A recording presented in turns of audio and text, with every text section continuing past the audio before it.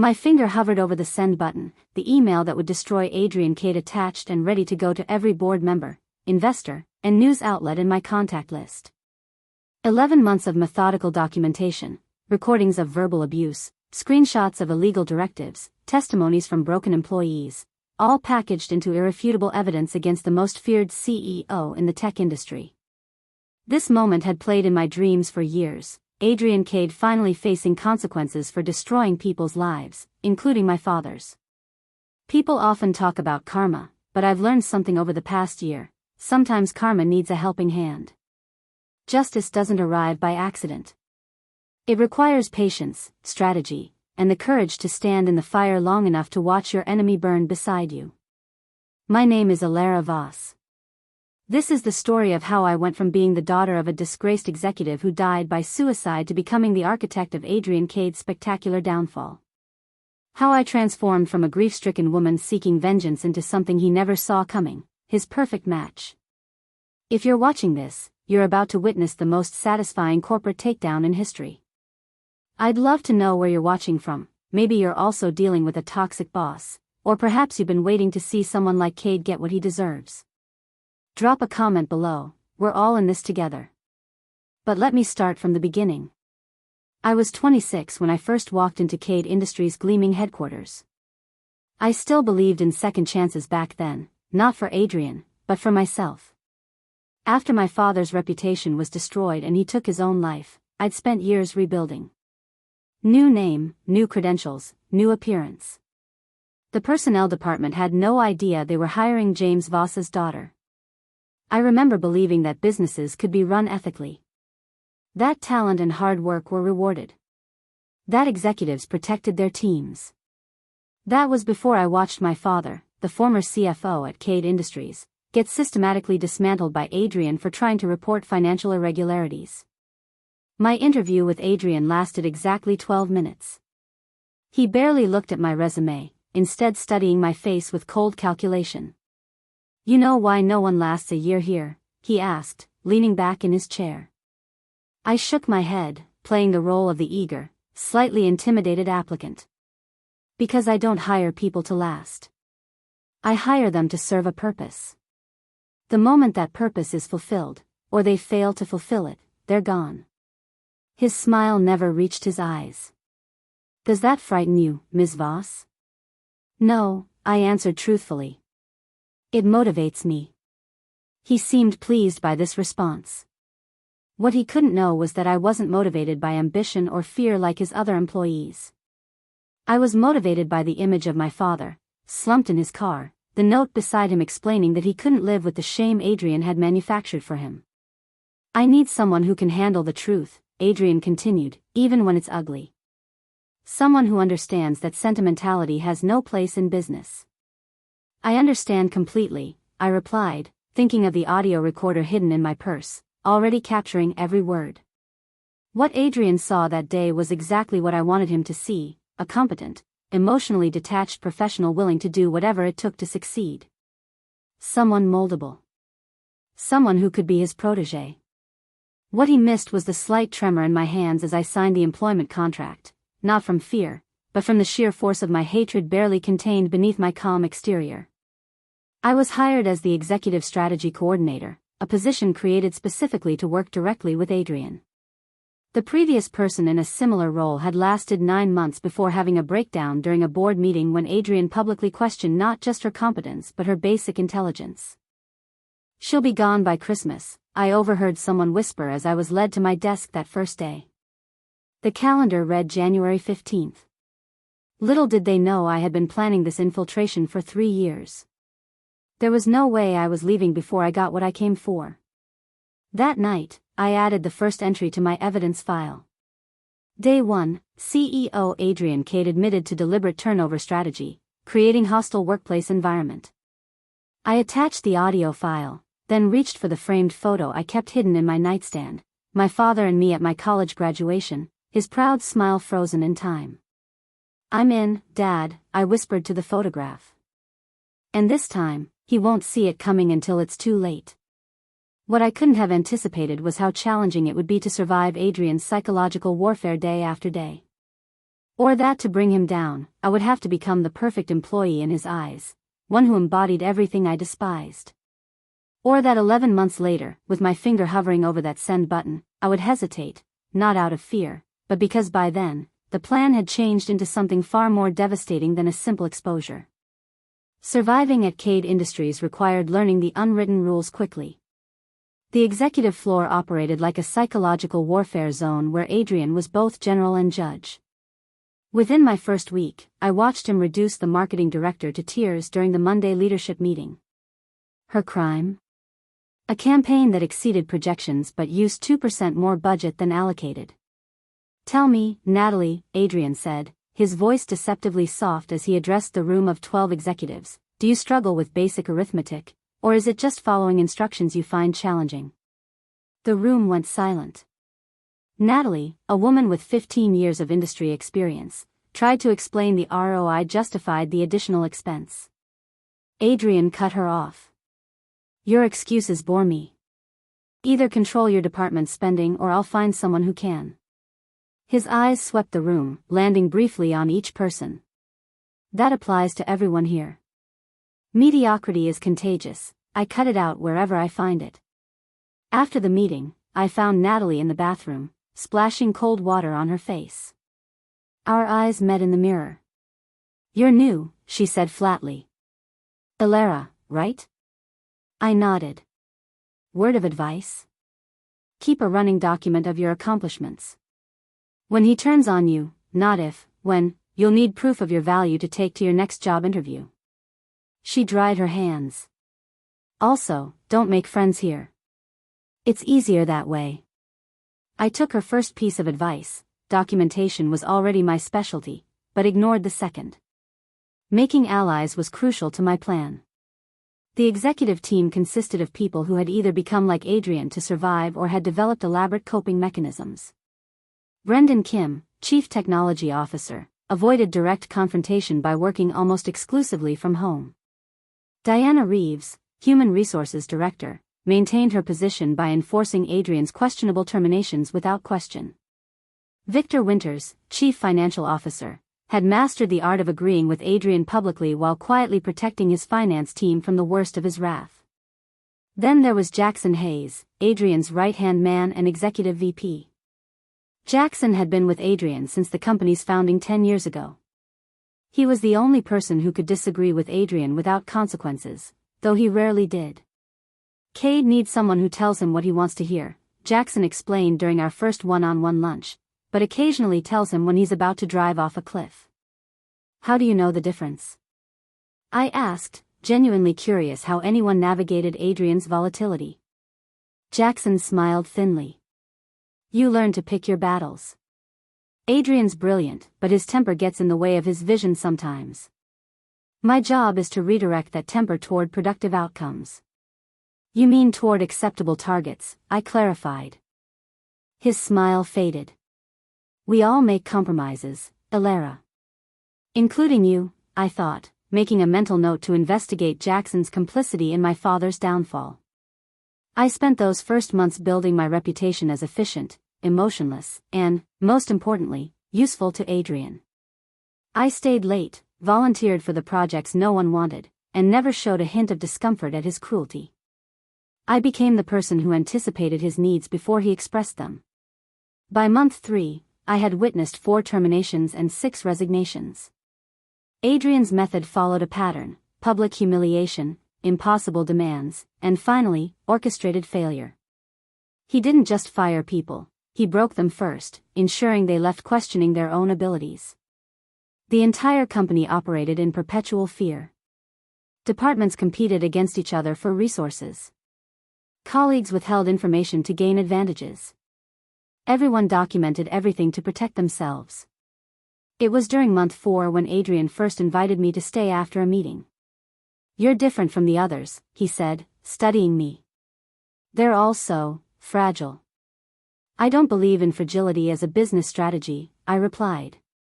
He laughed, a genuine laugh that momentarily transformed his face. "I knew I saw something in you. You understand what most people don't: sentiment is weakness." "My father taught me that," I said, the half-truth bitter on my tongue. Smart man. Is he in business? He was. He died a few years ago. Adrian nodded, uninterested in details. Well, his legacy lives on in you. I want you to handle something for me. That something was my first test, preparing termination paperwork for Natalie, the marketing director. Not because of performance issues, her recent campaign had been wildly successful, but because Adrian wanted to promote someone else into her position. She's become complacent, Adrian explained. Find a reason. There's always a reason if you look hard enough. That night, I sat at my kitchen table, staring at Natalie's employee file, remembering how she'd been kind to me that first week. Seeing her name alongside my father's in my evidence notebook. I called her at home. It's Elara, I said when she answered. I can't explain everything now, but Adrian is planning to terminate you this week. If you resign first citing family obligations, I can ensure you receive your full bonus and a positive reference. There was a long pause. Why are you helping me? You're one of his favorites now. Let's just say I recognize his patterns. After she hung up, I leaned back, heart pounding. I had just directly undermined Adrian for the first time, risking everything. But I needed allies on the outside as much as I needed information from the inside. The next morning, Natalie submitted her resignation effective immediately, citing a family health crisis. Adrian was furious at being preempted. Find out who tipped her off, he ordered during our private meeting. I met his gaze steadily. Perhaps she saw the pattern. The quarterly review is coming up, and she'd been here almost 11 months. He studied me, suspicion flickering across his face. You think she was that perceptive? I shrugged. People surprise you sometimes. What happened next caught me completely off guard. Instead of pursuing the matter, Adrian smiled, a predatory expression that chilled me. You know what I think? He leaned forward. I think you warned her. My careful mask nearly slipped. Why would I do that? To test me. To see what I'd do. His smile widened. It's what I would have done in your position. In that moment, I realized two terrifying things. First, Adrian didn't just suspect me, he approved of what he thought I'd done. Second, and far worse, he saw himself in me. I need someone who thinks like I do, he continued. Someone with ruthlessness. Starting today, you'll report directly to me. We're going to remake this company together, Elara. He extended his hand across the desk. As I took it, maintaining my composed expression, I felt the first real tremor of doubt. To bring Adrian down, I would need to get closer. To get closer, I would need to become the very thing I hated. That night, I called Natalie again. I need everything you remember about Adrian's treatment of James Voss 8 years ago, I said. Your father, she replied, confirming what I had suspected, she'd recognized my name. I wondered if that's why you were here. But Elara, be careful. Adrian doesn't just destroy careers. He destroys people. I know, I whispered. That's exactly why I'm doing this. But as I hung up, staring at my growing evidence file, I wondered if I was still the one in control of this infiltration, or if Adrian was already changing me in ways I couldn't yet see. 6 months into my employment at Kade Industries, Adrian's trust in me had grown to the point where he included me in decisions that rarely appeared in official documentation. I became privy to the shadow operations of the company, the real reasons behind terminations, the manipulated financial reports, the strategic leaks of competitors' information. Adrian had a name for us, the inner circle. Besides himself, it included only Jackson Hayes and now me. We met in Adrian's private conference room, accessible only through his office, where conversations happened without records or witnesses.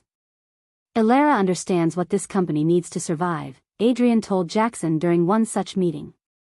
Jackson nodded, but I caught the flicker of resentment in his eyes. For 8 years, he had been Adrian's only confidant. The catalyst that changed everything came during month 7. Adrian received word that a former employee, Chris Patel, who had left 6 months before I arrived, was interviewing with our main competitor. He signed an NDA, Adrian seethed, pacing the private conference room. If he shares our product roadmap with global tech, we lose our market advantage. We have no evidence he intends to violate his NDA, Jackson pointed out. Adrian dismissed this with a wave. He knows everything about the Thompson acquisition strategy. We can't risk it. He turned to me. Call HR. I want everything we have on Patel, performance reviews, exit interview, everything. Find me leverage. That evening, I stayed late reviewing Chris's file. His performance reviews were exemplary until his final month, when Adrian had documented attitude problems and declining work quality, the same pattern I'd seen with others. I found Chris's personal contact information and called him from my cell phone in the empty office. I don't know who you are, he said immediately, but I want nothing to do with Kade Industries. I'm not calling on behalf of the company, I explained. I'm trying to understand what happened with you and Adrian. After some hesitation, Chris told me his story, the same story I'd heard variations of from other former employees. Stellar performance until Adrian decided he was too independent. Gradual isolation. Impossible tasks. Public humiliation. Finally, a choice between resignation or termination. Why are you asking about this now? Chris asked. Adrian believes you're going to share confidential information with Global Tech. His bitter laugh came through the phone. Of course he does. He can't imagine anyone acting with integrity when he has none himself. After hanging up, I sat motionless at my desk, facing a critical decision. In the morning, Adrian would expect me to provide ammunition against Chris. Whatever I gave him would determine a man's future. The next day, I entered Adrian's office with 2 folders. I have 2 options for handling the Patel situation, I said, placing both on his desk. Adrian raised an eyebrow, amused by my presumption. Do you now? I opened the first folder. Option 1, we found a pattern of downloading confidential files before his departure. We have enough to send a cease and desist letter threatening legal action if he joins Global Tech. Adrian nodded approvingly. And option 2? I opened the second folder. We reach out to him directly, acknowledge his expertise, and offer him a consulting contract that would legally prevent him from working with competitors but compensate him generously. Adrian studied me. You think we should reward his disloyalty? I think we should convert a potential threat into an asset, I replied. His consulting contract would include expanded confidentiality provisions and we'd control his involvement with our industry. Plus, we'd be seen as a company that values expertise even after employment ends. Adrian leaned back, considering. I had crafted the second option carefully, appealing to his strategic mind while offering a less destructive path. Interesting approach, he finally said. But there's a third option you haven't considered. He pressed the intercom. Jackson, come in please. When Jackson entered, Adrian handed him the first folder. Draft the cease and desist to Patel, but add something. Call our contact at the FBI. Suggest that Patel may have taken proprietary code. Nothing definitive, just enough to trigger an investigation. My careful mask nearly cracked. An investigation would destroy his career prospects everywhere, not just Global Tech. Exactly. Adrian smiled coldly. A message needs to be sent. That evening, I sat in my car in the company parking garage, hands shaking. I had just witnessed Adrian deliberately planning to file a false report that could potentially lead to criminal charges against an innocent person. This went beyond workplace toxicity, it was criminal. I called Chris again, warning him about what was coming and advising him to secure legal representation immediately. Why are you doing this? He asked. You're putting yourself at risk. I couldn't tell him the truth, that I was James Voss's daughter, that I was building a case against Adrian. Instead, I said, because someone needs to stop him. What I didn't expect was for Chris to contact a journalist.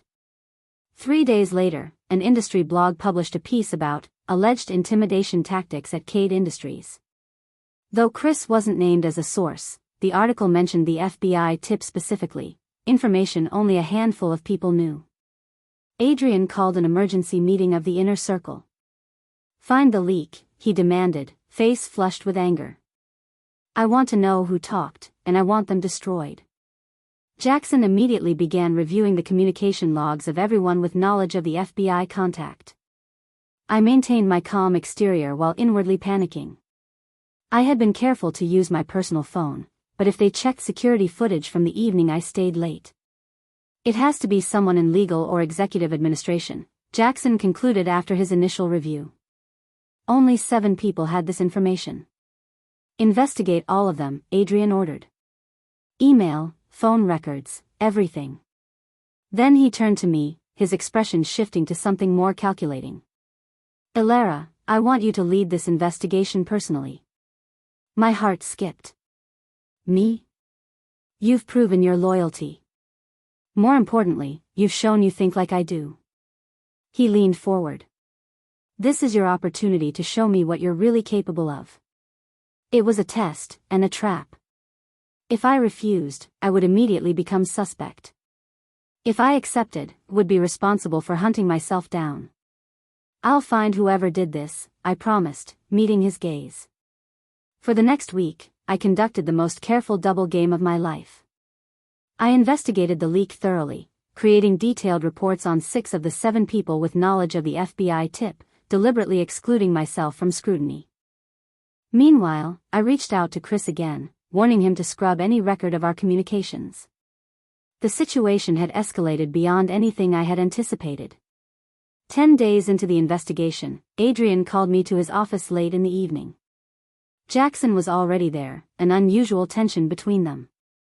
"We found something interesting," Adrian said, sliding a folder across his desk. Inside was a printout of a phone record, my personal cell phone, showing a call to Chris Patel on the evening I had stayed late. I looked up to find both men watching me intently. Jackson's expression was triumphant, Adrian's unreadable. "Care to explain?" Adrian asked softly. In that moment, I made the decision that would change everything. Instead of denying or defending, I closed the folder and met Adrian's gaze directly. I called him to gauge his reaction, I said calmly. I needed to know if he was actually planning to violate his NDA. Standard counterintelligence. His response told me everything I needed to know about his intentions. Adrian's eyes narrowed. "And you didn't think to mention this call in your investigation?" "I didn't think a call I made as part of gathering intelligence was relevant to finding the leak," I replied. "The leak happened after my call. Unless you think I'm the one who contacted the media?" Adrian and Jackson exchanged glances. "If I were the leak," I continued, "why would I be documenting everyone else's communications so thoroughly? Why would I leave such an obvious trail to myself? And why, after 7 months of earning your trust, would I suddenly betray you over someone I've never even met?" I was gambling everything on Adrian's perception of me, that he believed me to be a calculated, ruthless operator like himself. After a long silence, Adrian dismissed Jackson. Once we were alone, he studied me with renewed interest. "You know what I think, Elara? I think you're hiding something. Not this, something else." My pulse quickened, but I kept my expression neutral. "We all have secrets," I replied. He smiled slowly. "Yes, we do. And now I know yours. You're ambitious. More ambitious than I realized. You didn't call Patel out of concern or to gather intelligence. You called him to create this entire situation, to test how I would react and to position yourself as indispensable during the crisis." I couldn't believe what I was hearing. Adrian had constructed an explanation that cast me not as disloyal, but as manipulative and strategic, qualities he admired. "Is that what you think?" I asked carefully. "It's what I know," he said with certainty. "Because it's what I would have done in your position." He stood and walked around the desk to face me directly. "Tomorrow morning, I'm announcing a restructuring. Jackson has been with me from the beginning, but he's become predictable. You, on the other hand, continue to surprise me. Effective immediately, you'll be taking over as executive vice president. The irony was breathtaking. My attempt to help Chris had not only failed to stop Adrian's retaliation but had convinced him that I was cut from the same cloth as him, willing to manipulate situations and people for advancement. What about Jackson? I asked. He'll remain as Chief Operations Officer, with adjusted responsibilities, Adrian said dismissively. He won't be happy, of course, but that's business. As I left Adrian's office that night, the weight of what had happened settled on me. I had crossed a line, not just in Adrian's eyes, but perhaps in reality. I had manipulated the investigation. I had protected myself at the potential expense of others. I was becoming what I had pretended to be. In the elevator, I caught my reflection in the polished doors and barely recognized myself. The determined daughter seeking justice for her father seemed distant now, replaced by someone wearing power too comfortably. That night, I called Natalie for the first time in months. I need to accelerate the timeline, I told her. Things are moving too quickly here. I hesitated, then admitted the truth. I'm afraid of what I'm turning into. My promotion to executive vice president sent shockwaves through Kade Industries. At 26, I had leapfrogged over directors and VPs with decades more experience, confirming everyone's suspicions that I was Adrian's new favorite. Jackson Hayes made no attempt to hide his resentment. The morning after Adrian's announcement, he cornered me in the hallway outside the executive conference room. Impressive manipulation, he said, voice low enough that only I could hear. 7 months to accomplish what took me years. I underestimated you. I'm not your enemy, Jackson. His smile didn't reach his eyes. No, you're much worse. You're my replacement. As the executive team filed into the conference room, I noticed the shift in how people regarded me, a mixture of fear, curiosity, and calculation. They were reassessing my position in the hierarchy of threats. Adrian used the meeting to outline the restructuring. My new role gave me oversight of strategic initiatives across all departments, effectively positioning me as his proxy throughout the company. Jackson would retain operational control but would report to me on key decisions. Change creates opportunity, Adrian concluded. Those who adapt will thrive. Those who resist.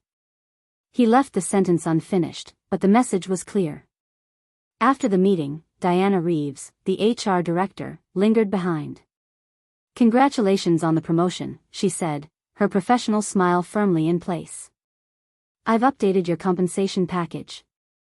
Adrian was quite insistent on the terms. The paperwork she handed me included not just a substantial salary increase but also stock options, a retention bonus, and an expanded non-disclosure agreement. The NDA contained clauses so restrictive they bordered on illegal, prohibiting me from discussing company matters with regulatory agencies or law enforcement without prior company approval. I signed it without hesitation, maintaining my role. Each signature felt like another compromise, another step away from my original purpose. Smart choice, Diana said as she collected the documents. Between us, Adrian doesn't offer second chances when it comes to loyalty. I've noticed, I replied, thinking of my father. My new position granted me access to information I had been seeking for months. As EVP, I could request financial records, personnel files, and board communications without raising suspicion. Each night, I added to my evidence file, documenting patterns of hostile workplace practices, financial misrepresentations, and potentially illegal business decisions. But as my evidence against Adrian grew, so did my complicity in his system. In my third week as EVP, Adrian tasked me with conducting a vulnerability assessment of the executive team, essentially, finding weaknesses in each leader that could be exploited if necessary. It was the same strategy he had used against my father years earlier.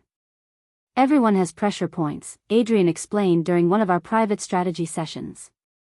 Financial troubles, family issues, professional insecurities. I need to know what levers we can pull if someone becomes problematic. I nodded as if this were perfectly reasonable. I'll be discreet. I know you will, he replied. That's why you're in that chair instead of Jackson. The task made me physically ill, but I performed it with apparent efficiency. I created files on each executive, identifying vulnerabilities while deliberately obscuring others that might cause real harm. I was walking a moral tightrope, appearing to serve Adrian while trying to limit the damage I caused. Meanwhile, Jackson had begun his own investigation into my background. Twice I caught him watching me during meetings with an expression of puzzled concentration, as if trying to solve a riddle. I knew my carefully constructed identity would withstand casual scrutiny, but Jackson had resources and motivation to dig deeper. 8 months into my employment, Adrian invited me to dinner at his penthouse, a rare privilege reserved for his innermost circle. The sleek, minimalist space overlooked the city, wealth displayed in careful understatement. "Do you know why I've been successful, Elara?" Adrian asked as he poured wine into crystal glasses. "You understand people's weaknesses," I replied. He smiled approvingly. "Exactly. Most leaders try to inspire through vision or values. Pointless. Fear is the only reliable motivator." He gestured toward the floor-to-ceiling windows. "Every light out there represents someone who would take everything from you if given the chance. The world rewards strength and punishes weakness. I learned that lesson early." For a moment, I glimpsed something beneath Adrian's calculated exterior, a flicker of old pain quickly masked. "What taught you that lesson?" I asked carefully. He studied me, deciding how much to reveal. "My father was brilliant but soft. He built a company through innovation, then lost everything because he trusted the wrong people." His expression hardened. I watched vultures dismantle his life's work while he clung to principles instead of fighting back. The parallel to my own father was chilling. Both men destroyed by their principles, one for having them, one for abandoning them. "Is that why you created Kade Industries? To succeed where he failed?" "I created this company to prove that his approach was wrong," Adrian said flatly. "Compassion is liability. Loyalty is a fairy tale. The only protection is power." As he spoke, I realized I was seeing the true Adrian Kade for the first time, not just the calculated cruelty, but the wounded logic behind it. Understanding him didn't excuse his actions, but it offered me insight I could use. "To power, then," I said, raising my glass. We spent the evening discussing his vision for the company's future. Adrian revealed plans for aggressive expansion, including a hostile takeover of a smaller competitor, the same strategy he had used against my father's company years earlier. "Their CEO is vulnerable," Adrian explained. "Divorce, financial problems, health issues. Classic pressure points. We'll offer him a way out that preserves his dignity, and if he refuses..." He shrugged. "We have alternatives." As he outlined the strategy, I recognized my father in the nameless CEO, another target for Adrian's calculated destruction. "You'll lead the acquisition team," Adrian continued. "I need someone who won't flinch when things get uncomfortable." "I won't disappoint you," I promised, the lie bitter on my tongue.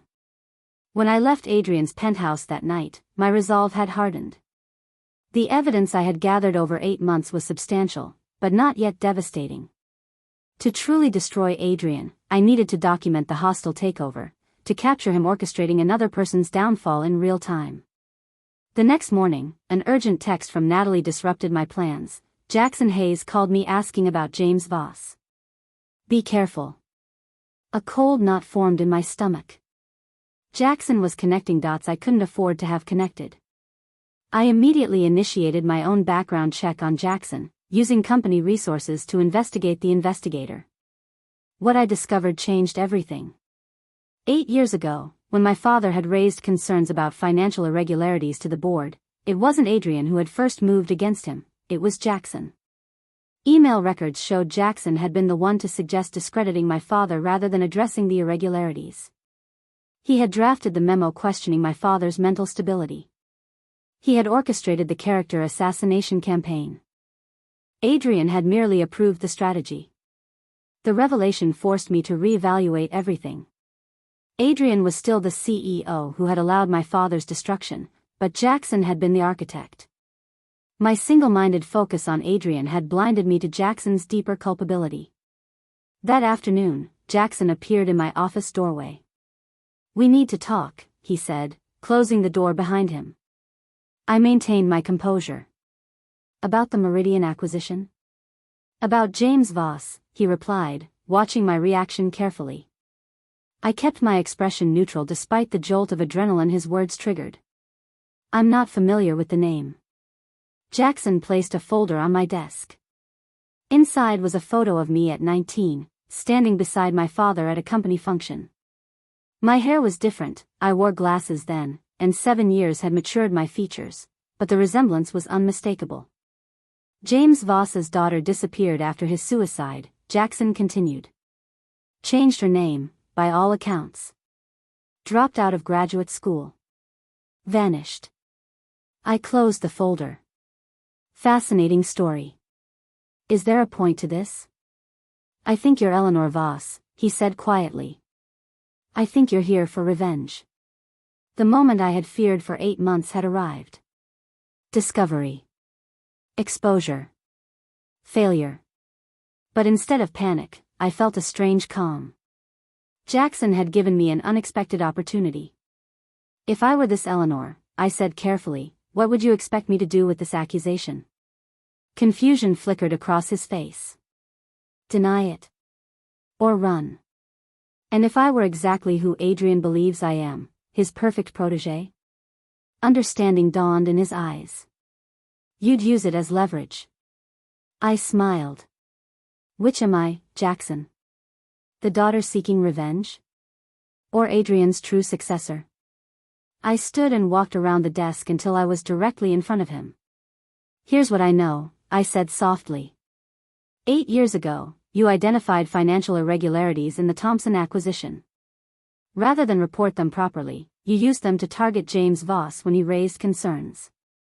You drafted the memo questioning his stability.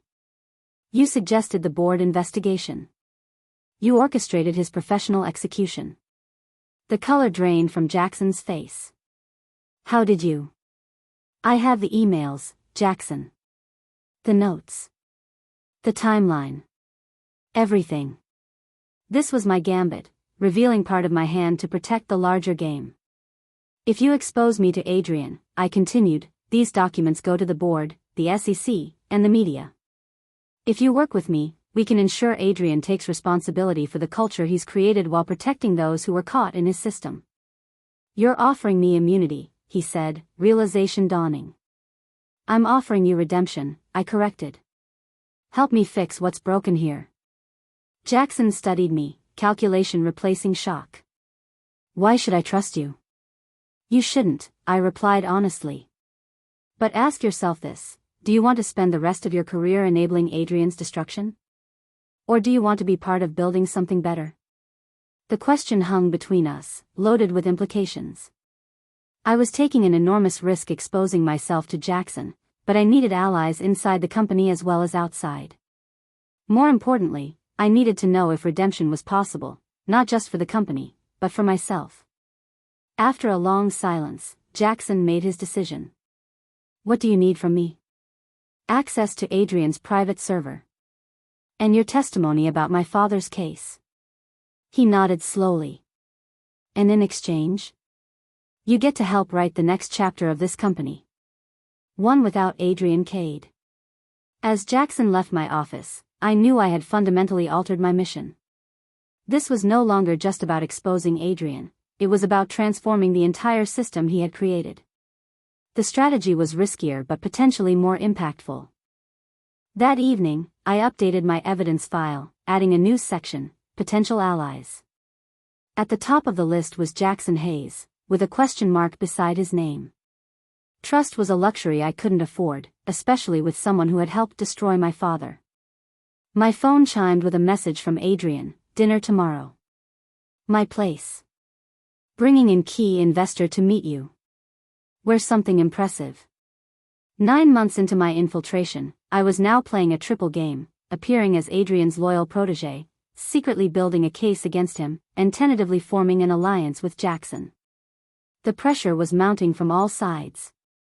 As I prepared for bed that night, I caught myself unconsciously adopting Adrian's mannerisms, the calculated smile, the slightly tilted head when assessing someone's usefulness.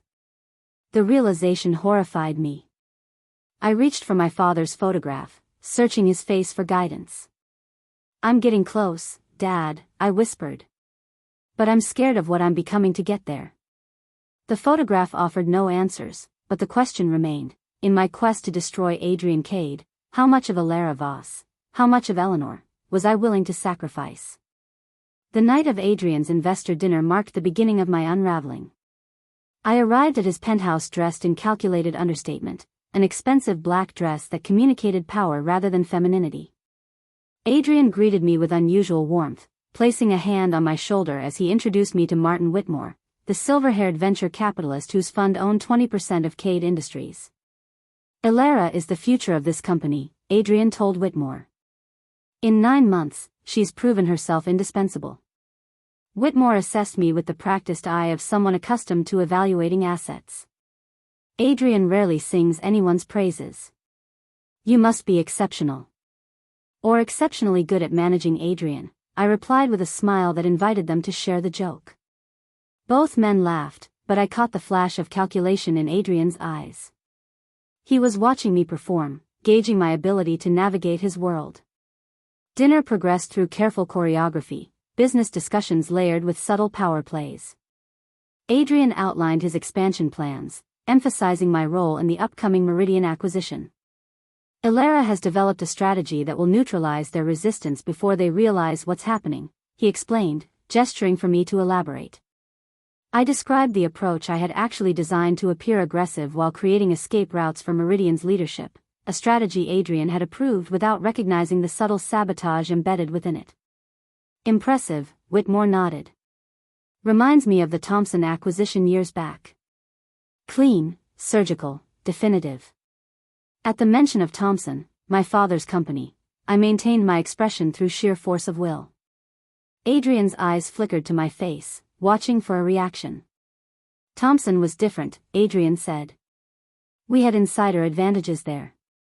Speaking of insiders, Whitmore transitioned smoothly, swirling his wine. "I understand there's been some restructuring in your executive team. Jackson Hayes has been with you from the beginning. Surprising to see him sidelined." A subtle tension entered Adrian's posture. "Jackson remains valuable. But companies evolve, as must their leadership." "Of course," Whitmore agreed. "Though institutional memory has its advantages. Jackson handled that unfortunate business with the CFO. What was his name? The one who raised concerns about Thompson's financials?" "James Voss," Adrian supplied, his gaze still fixed on me. My pulse quickened. This was no coincidental topic. The conversation had been steered here deliberately. "Yes, Voss," Whitmore continued. "Tragic outcome, but necessary from a business perspective.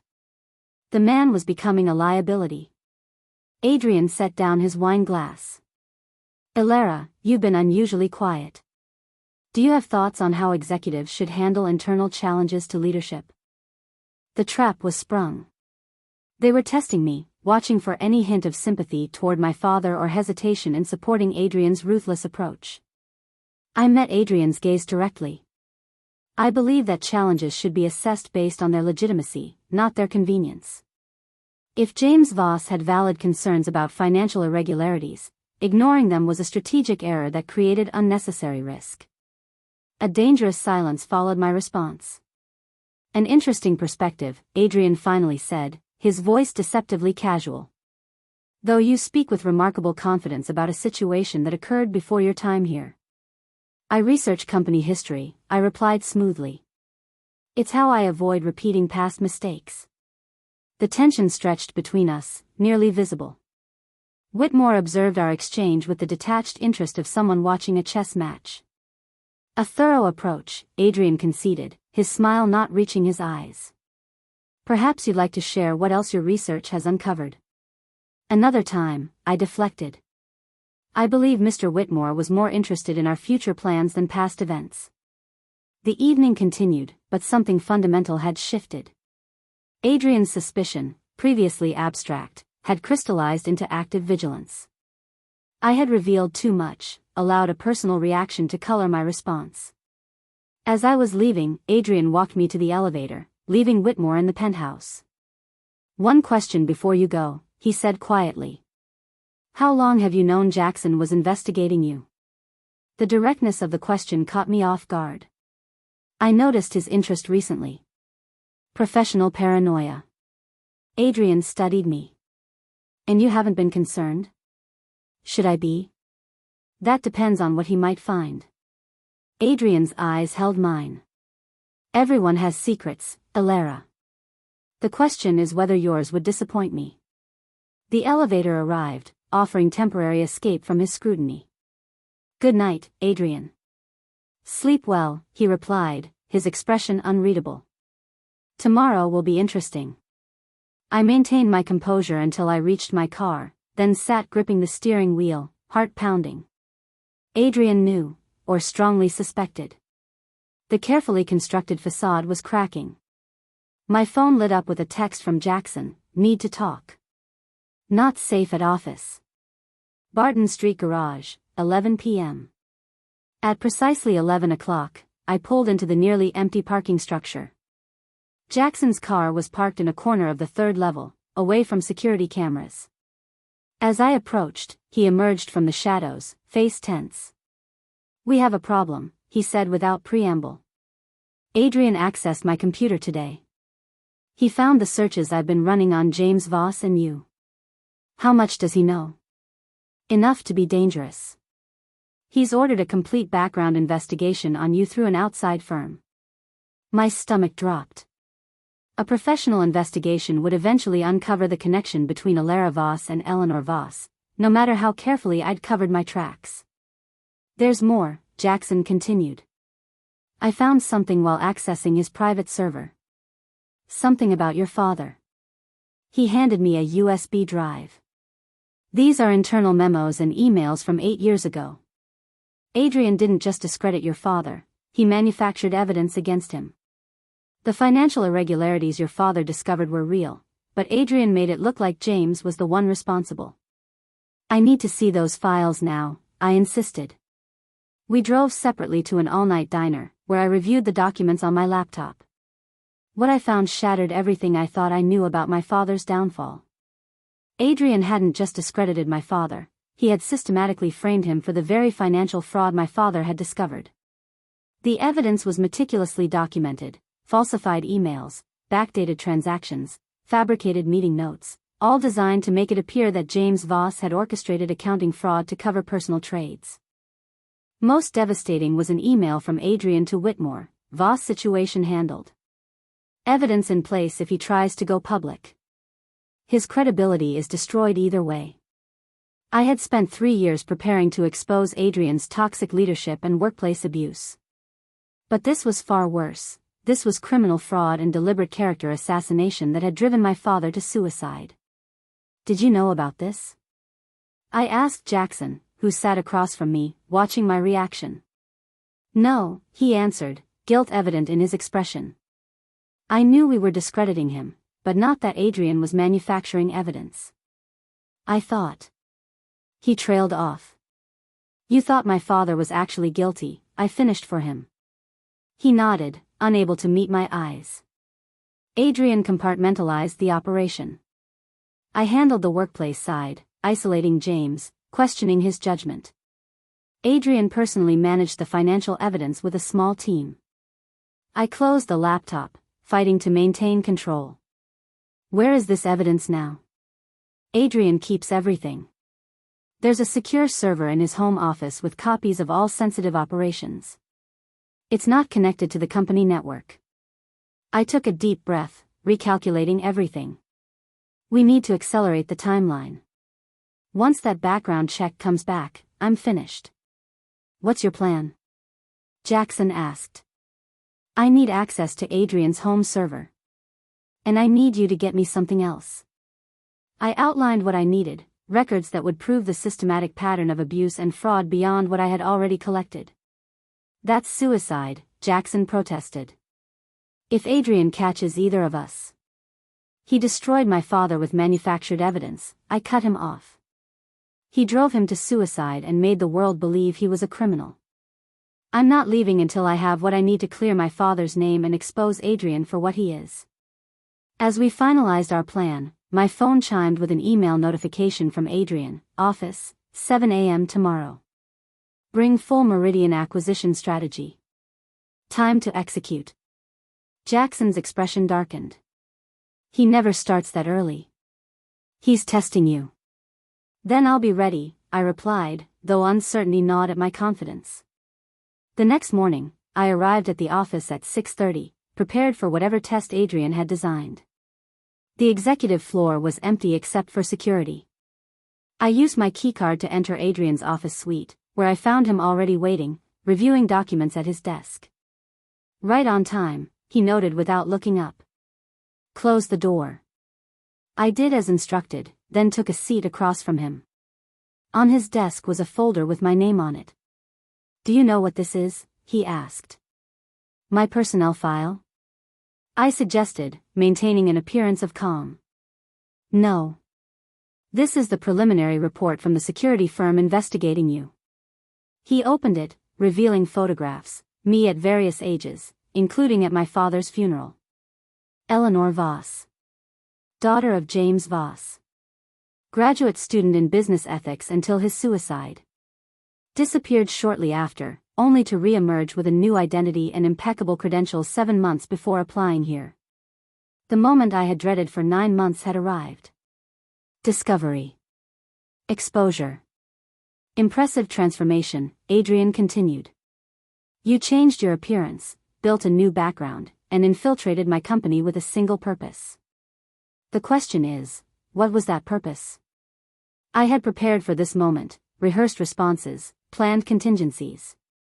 But sitting across from him, seeing my father's funeral photo on his desk, all strategic thinking evaporated. Justice, I answered simply. Adrian leaned back, studying me with new interest. For your father. For everyone you've destroyed. He nodded slowly, as if confirming a theory. I wondered what drove you. Most people are motivated by simple things, money, recognition, power. But you've been playing a deeper game. It's not a game. Everything is a game, Eleanor. Or do you prefer Elara now? His smile held no warmth. The name suits you better, actually. Sharper. More focused. What happens now? I asked, needing to understand my position. Adrian closed the folder. That depends on you. For 9 months, you've been the most effective executive in this company. You've streamlined operations, identified inefficiencies, and demonstrated exceptional strategic thinking. The fact that you did it while harboring a personal vendetta makes it all the more impressive. This was not the reaction I had expected. Where was the rage, the retribution? You're not firing me? I asked cautiously. Adrian laughed. Fire you? Why would I fire the best thing that's happened to this company in years? He stood and walked to the window, looking out at the city below. Do you know what I see when I look at you, Elara? I see myself. The drive. The willingness to do whatever it takes. The ability to compartmentalize emotion in service of a goal. He turned back to me. Your father was weak. When faced with difficult choices, he hid behind principles rather than doing what was necessary. But you've proven you're different.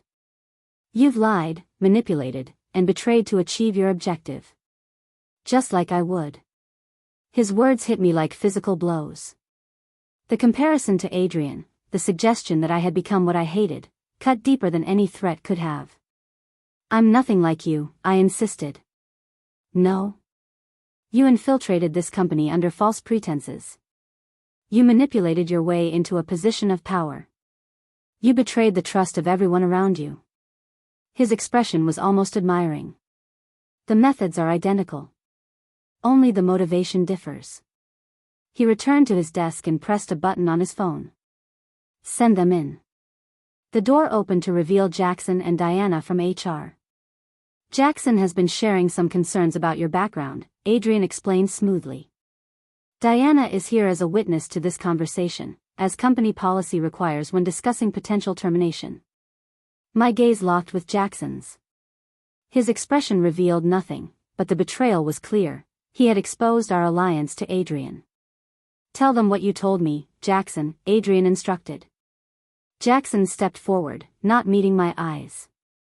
"I discovered that Elara Voss is actually Elara Voss, daughter of former CFO James Voss.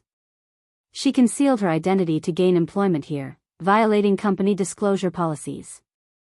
Diana made notes on her tablet, her professional mask firmly in place. "And what do you think her purpose was?" Adrian prompted. Jackson finally looked at me, regret visible only to someone who knew to look for it. "Corporate espionage. Revenge. Possibly both." Adrian nodded. "Very concerning. Diana, what does company policy dictate in this situation?" "Immediate termination," Diana replied. "Forfeiture of all benefits and compensation. Potential legal action for fraud and violation of employment contract." Adrian considered this, then smiled. "I'm going to make an exception in this case." Diana looked up in surprise. "Sir?" "Elara, or Eleanor, if she prefers, has demonstrated exceptional value to this company. Her methods for obtaining her position were unorthodox, but her performance has been undeniable." He turned to me. "I'm offering you a choice, Elara. Walk away now, leave the company, drop whatever misguided crusade you've been planning, and I'll ensure you face no legal consequences for your deception. Or?" I asked, knowing there was more. "Or stay. Continue as my EVP. Help build this company into something even greater." His expression hardened slightly. "But understand that the moment you joined my inner circle, I began gathering my own insurance against you. Cross me now, and you won't just lose your career, you'll face criminal charges for corporate espionage and fraud." The trap was elegant and complete. If I left, I abandoned any hope of clearing my father's name or exposing Adrian's crimes. If I stayed, would be further complicit in his toxic system, with my own freedom held hostage. "I need your decision now," Adrian insisted. I looked at Jackson, whose betrayal, strategic or genuine, had led to this moment. At Diana, whose cold efficiency enabled Adrian's worst impulses. At Adrian himself, whose calculated cruelty had destroyed my father and threatened to destroy me. "I'll stay," I said finally, the words tasting like surrender. Adrian smiled in triumph. "Excellent. Diana, please update Ms. Voss's employment contract with the additional confidentiality and non-disclosure provisions we discussed. Jackson, you may go." When they left, Adrian circled his desk to stand directly in front of me. "You made the right choice, Elara. We're going to accomplish great things together." "Is that what you told my father before you destroyed him?" I asked, unable to contain the question. "Your father destroyed himself," Adrian replied coldly. "He chose principles over pragmatism. He chose to fight when he should have adapted." He placed a hand on my shoulder. "You're smarter than he was. You understand what it takes to survive." As I left Adrian's office, the weight of defeat pressed down on me. In trying to bring Adrian to justice, I had instead become his accomplice. The evidence I had gathered against him was now worthless. If I used it, he would use his evidence against me. We were locked in mutual assured destruction. In the elevator, I caught my reflection in the mirrored doors. My carefully constructed professional appearance now felt like a costume worn by a stranger. 9 months of playing Adrian's game had changed me in ways I was only beginning to understand. That night, alone in my apartment, I took out my father's photograph. "I'm sorry, Dad," I whispered. "I failed you. I became the very thing you fought against." For the first time since beginning my mission, I allowed myself to cry, for my father, for the person I had been, and for what I had become. The days following Adrian's revelation became an elaborate performance, me pretending to accept his mentorship while he pretended to trust me. We circled each other like predators, smiling through strategy meetings while calculating each other's vulnerabilities. "Your perspective on the Meridian acquisition has merit," Adrian conceded during one such meeting, 10 months into my employment. "Their CEO responds better to the perception of choice than direct pressure." What he didn't say, but we both understood: "You're still useful to me, so I'll allow you to continue." Jackson avoided me entirely, communicating only through email and brief, formal interactions in group settings. Whether his betrayal had been genuine or part of a deeper strategy remained unclear. Diana watched me with newfound wariness, clearly instructed to document my every move. I was isolated, surrounded by people but utterly alone. The board meeting is next week, Adrian informed me one evening as we reviewed quarterly projections. You'll present the Strategic Growth Initiative. It's time they see what you're capable of. The board doesn't know about my background? I asked carefully. That information remains between us, he replied. Your value to this company isn't diminished by your motivations for joining it. Translation: your deception is now my leverage. I nodded, understanding the real message. Adrian wasn't just keeping me close, he was binding me to him through shared secrets and mutual destruction. The more I succeeded in his world, the more complicit I became in his system. That night, I met Natalie at a restaurant 30 miles from the city, far from anyone who might recognize us. He knows everything, I told her, keeping my voice low despite the privacy of our corner booth. My identity, my connection to my father, probably even our communication. Natalie studied me with concern. Then it's over.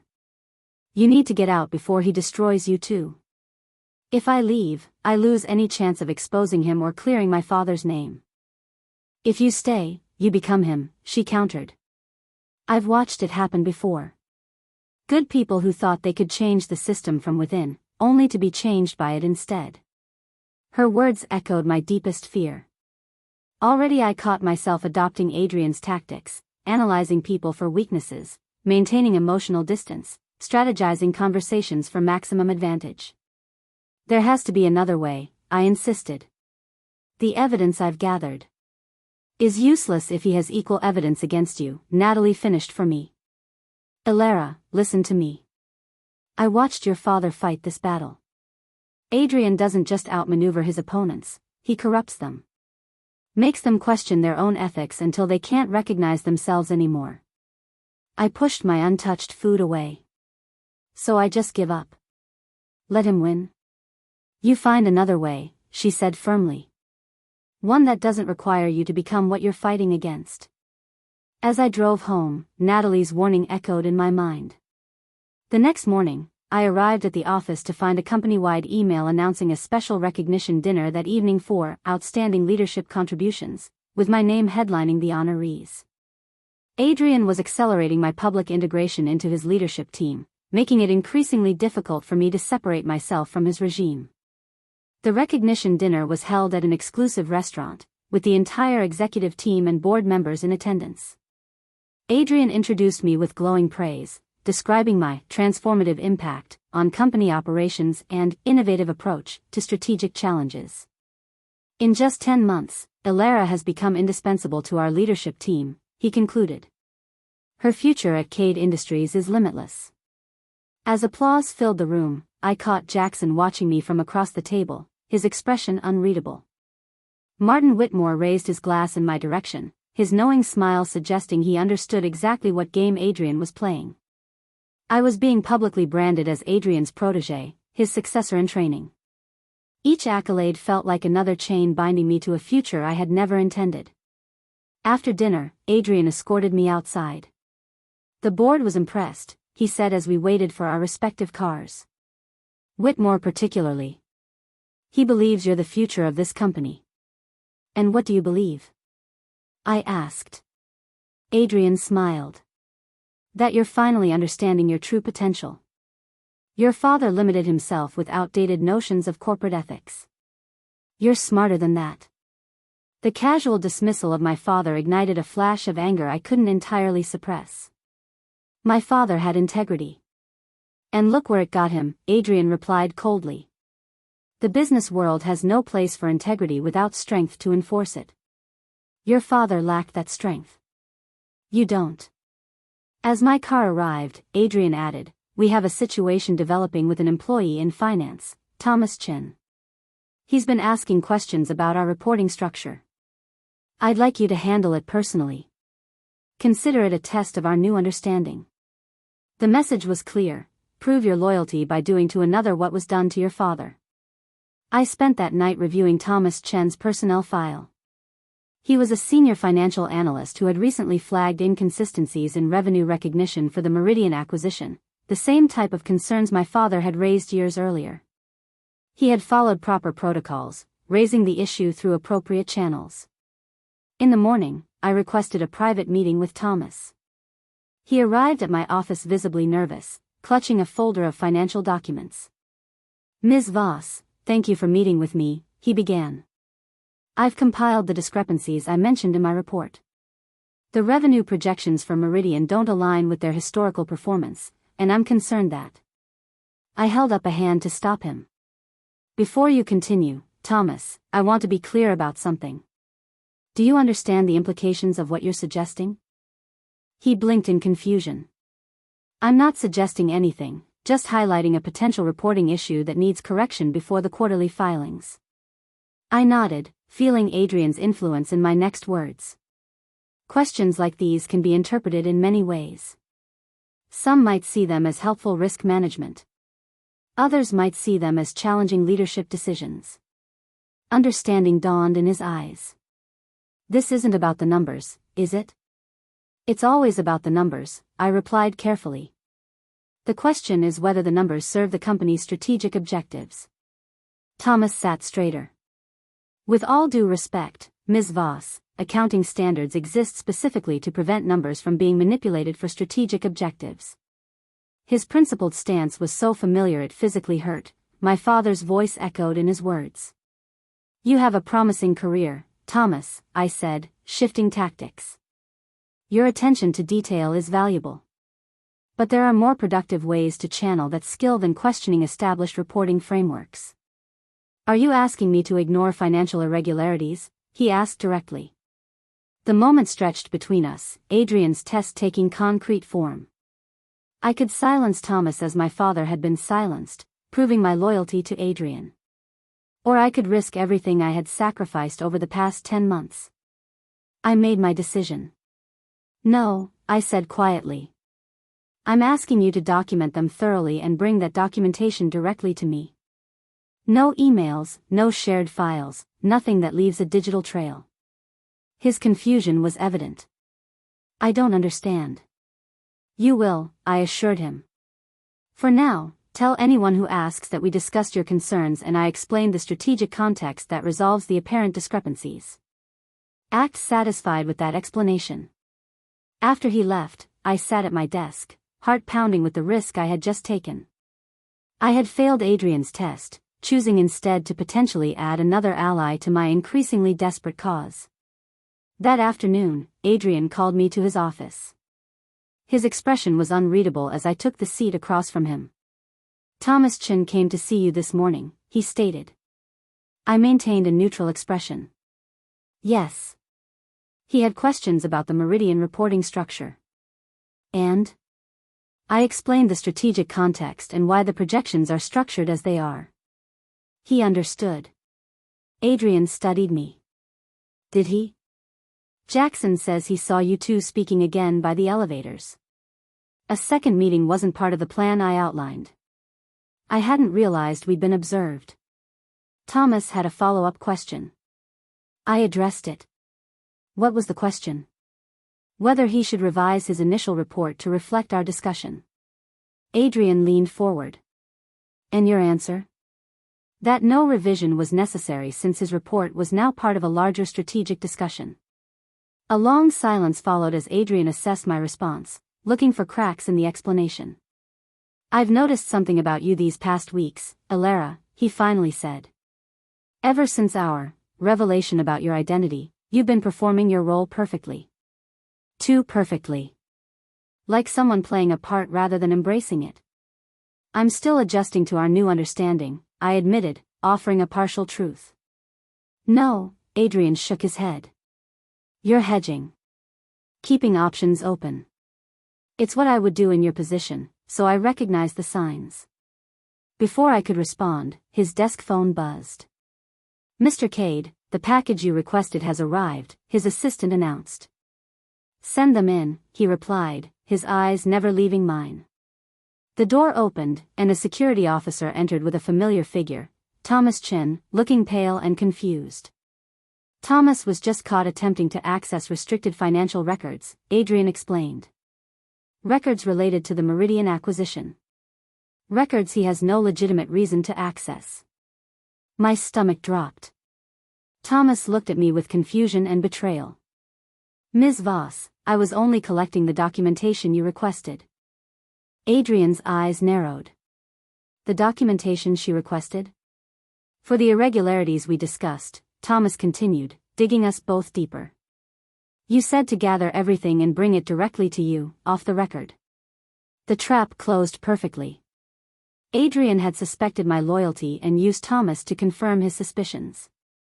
I see, Adrian said softly. It seems we have a more serious situation than I realized. He turned to the security officer. Please escort Mr. Chen to HR for immediate termination processing. Violation of data access protocols. This isn't right, Thomas protested as he was led away. Ms. Voss, tell him. The door closed, cutting off his appeal. Adrian and I sat in silence for a moment. Did you really think I wouldn't monitor your communications after discovering your true identity? Adrian finally asked. That I wouldn't have security watching your interactions? I was handling the situation my way, I attempted. Your way, Adrian repeated. Not the company's way. Not my way. He stood, anger finally breaking through his controlled exterior. You had one task, assess and neutralize a potential threat. Instead, you encouraged it. Cultivated it. Used it against me. Just like you used Jackson against me, I countered, abandoning pretense. The difference is that I expected Jackson's betrayal. I planned for it. His voice hardened. I wanted to believe you had finally accepted reality, that you understood what it takes to succeed in this world. I gave you every opportunity to prove yourself. By asking me to destroy another person's career for doing exactly what my father did? For doing the right thing? There is no right thing in business, Adrian snapped. There's only winning and losing. Power and weakness. He pressed the intercom. Diana, please come to my office immediately. While we waited, Adrian returned to his desk and opened his laptop. You leave me no choice, Elara. Since you refuse to embrace your role here, I'll have to demonstrate the consequences of your choice. Diana arrived, tablet in hand, her professional demeanor firmly in place despite the tension in the room. Ms. Voss will be leaving the company, effective immediately, Adrian informed her. Terminate all system access, collect company property, and escort her from the building. Diana nodded, unsurprised. And the separation terms? No severance. No references. Complete professional excommunication. He turned to me. Additionally, prepare documentation for legal regarding breach of contract, corporate espionage, and fraud charges. That won't be necessary, I said quietly. Adrian raised an eyebrow. No. You infiltrated my company under false pretenses, accessed confidential information, and attempted to undermine company operations. The evidence is overwhelming. As is my evidence against you, I countered. His laugh held no humor. What evidence? Anything you've collected is meaningless without context, context that reveals your own deception. He gestured toward Diana. Who would believe you over an established CEO with a board of directors and executive team supporting his version of events? The truth of his words hit with devastating force. In the eyes of the world, I was the fraud, the daughter seeking revenge through deception. My evidence would be dismissed as fabricated, my motive suspect. Diana, please proceed with the termination, Adrian instructed. And contact legal about a restraining order. Ms. Voss is not to approach any Kade Industries employee or property. As Diana led me from Adrian's office, we passed Jackson in the hallway. Our eyes met briefly, his filled with what might have been regret, mine with accusation. The termination process was clinical and humiliating. My access cards deactivated, personal items boxed under supervision, an escort through the lobby past staring colleagues. By noon, I sat in my car in the parking garage, career destroyed, mission failed, identity exposed. I had lost everything I had built over 10 months. Worse, I had compromised my values, betrayed my father's memory, and still failed to achieve justice. Thomas Chen had become collateral damage in my failed crusade, his career now in ruins alongside mine. When I arrived home, a package waited at my door, my father's personal effects that I had kept in my desk, including his photograph, sent over by courier. A final twist of the knife from Adrian. Inside my apartment, I found eviction papers. Adrian's influence extended further than I had imagined. He had contacted my building's management company, which apparently was partially owned by a Kade Industries subsidiary. By evening, my bank accounts were frozen pending investigation of suspicious activity. My professional contacts stopped returning calls. LinkedIn notifications showed people rapidly disconnecting from my profile. Adrian wasn't just firing me, he was erasing me, just as he had erased my father. That night, as I packed essential belongings before the eviction took effect, my phone rang with an unknown number. Is this Elara? Or should I say Eleanor? The voice belonged to Thomas Chen. Thomas, I'm so sorry, I began. I never meant. Save it, he cut me off. I've spent all day piecing things together. You're James Voss's daughter. I closed my eyes. Yes. You were trying to take down Adrian Kade from the inside. Yes. A long pause followed.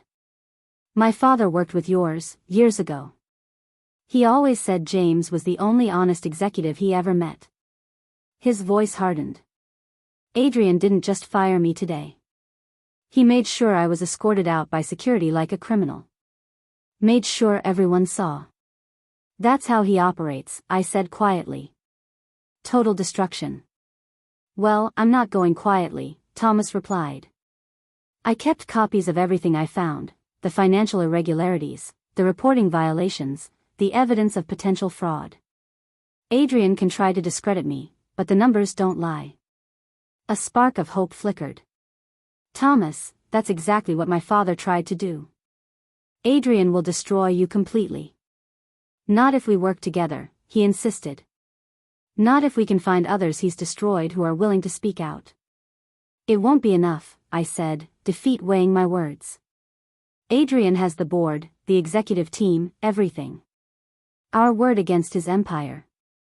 Then we need more than words, Thomas replied. We need irrefutable evidence.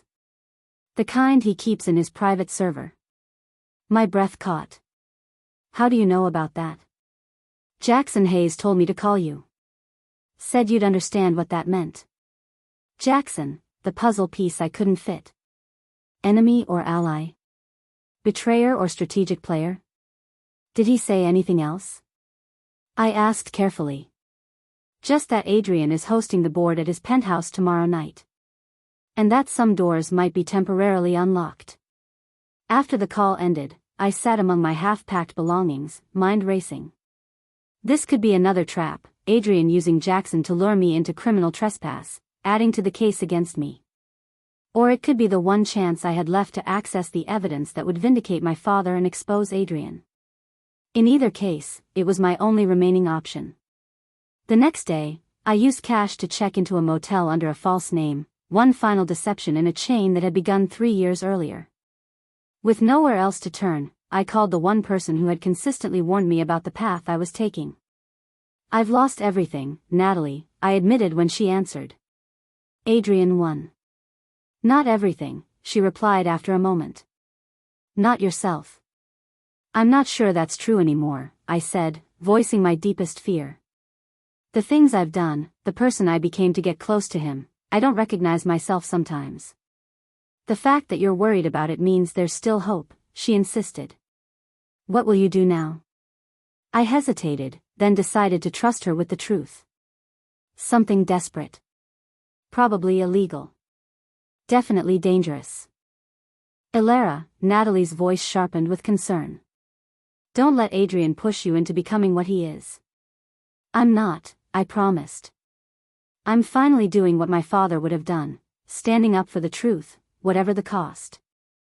That night, at precisely 8:30 p.m., I stood in the service entrance of Adrian's luxury building, wearing a food delivery uniform borrowed from a sympathetic former colleague.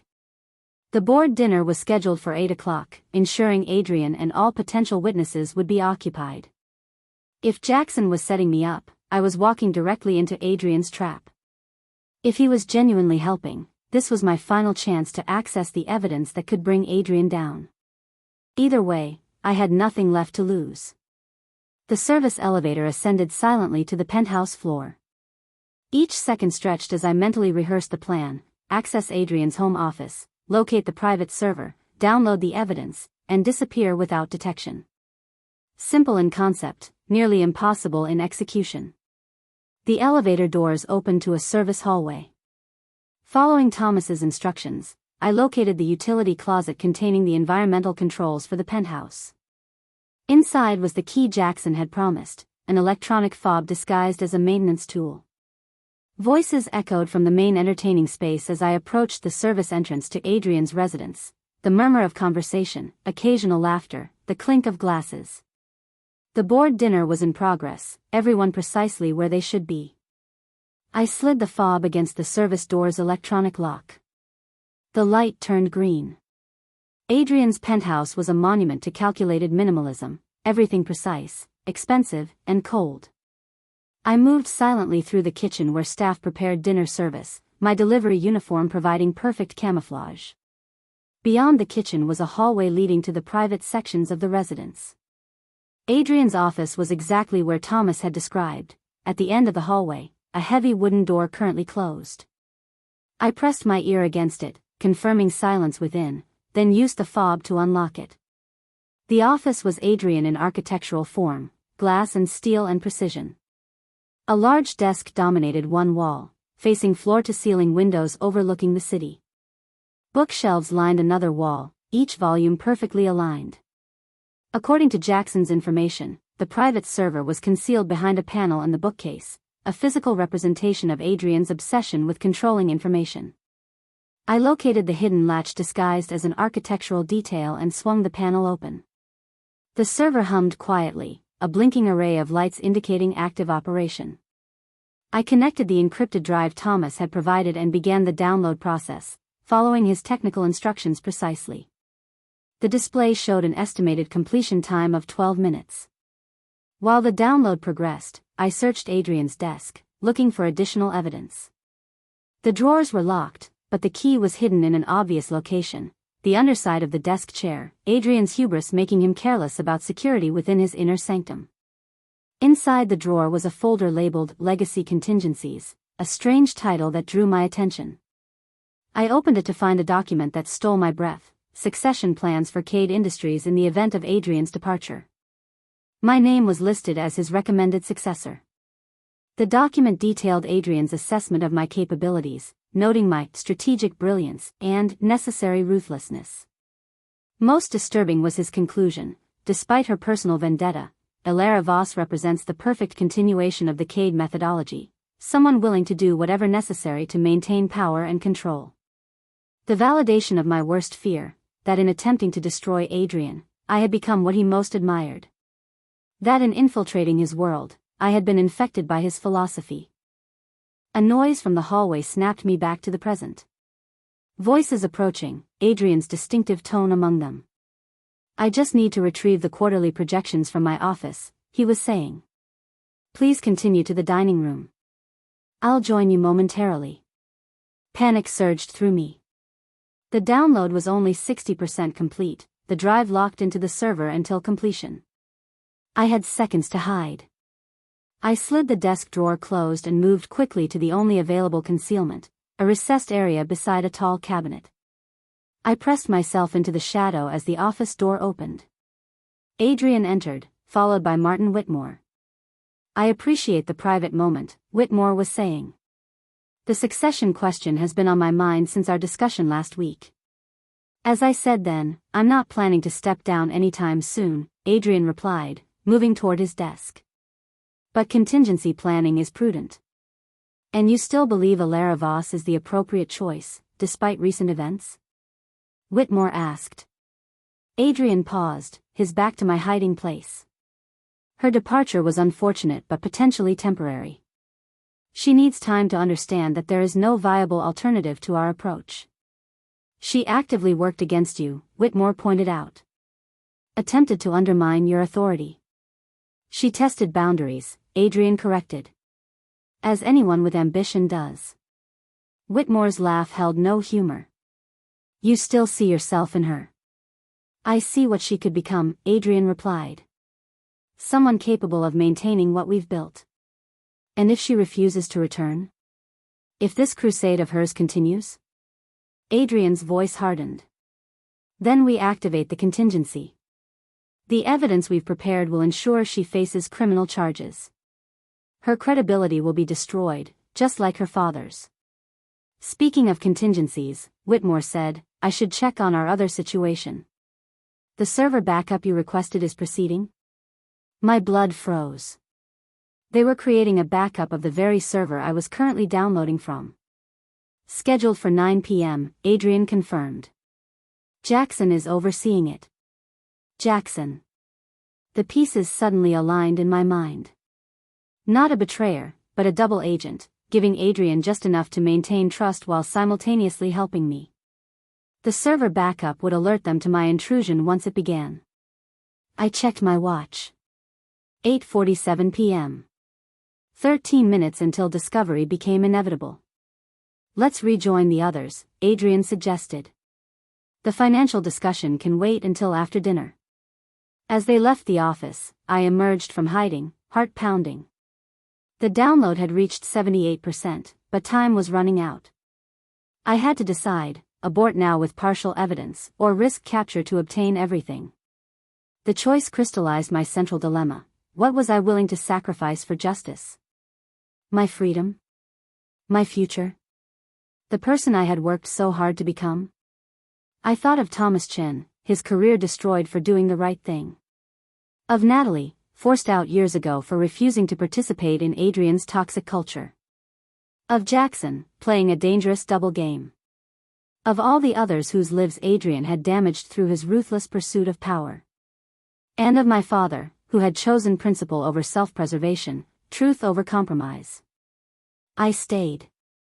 The minutes stretched painfully as the percentage climbed. 85%.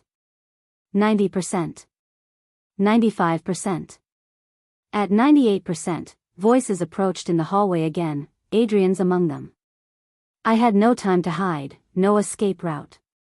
The download completed with a soft chime. I disconnected the drive and moved toward the door just as it began to open. Jackson Hayes entered alone, closing the door quickly behind him. You need to leave now, he said without preamble. The backup process starts in 2 minutes. You've been helping me all along, I realized. Not all along, he admitted. Not at first. But after I learned what Adrian really did to your father, some lines shouldn't be crossed. Why risk everything to help me? Jackson's expression hardened. Because 8 years ago, I helped destroy a good man without questioning why. I have to live with that. This doesn't erase it, but it's a start. He guided me to a service door hidden behind a decorative panel. This leads to the building's maintenance stairs. Go now. And Elara, whatever you do with that evidence, be smarter than your father was. Adrian won't just defend himself, he'll burn everything to the ground to win. The hidden door led to a concrete stairwell used by maintenance staff. I descended 27 floors, emerging in the building's loading area where deliveries arrived. A security guard glanced at my uniform without interest as I walked past him to the street. Only when I was blocks away, lost in the anonymity of the city night, did I allow myself to breathe. In my pocket was the drive containing everything, the financial fraud that had destroyed my father, the systematic abuse that had broken countless employees, the evidence of Adrian's crimes concealed for years behind wealth and power.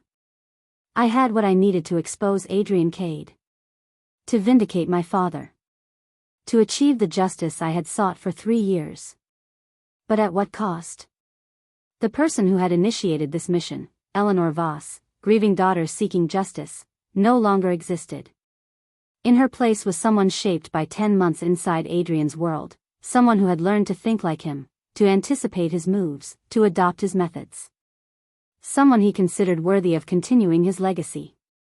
That night, in my anonymous motel room, I reviewed the evidence from the server.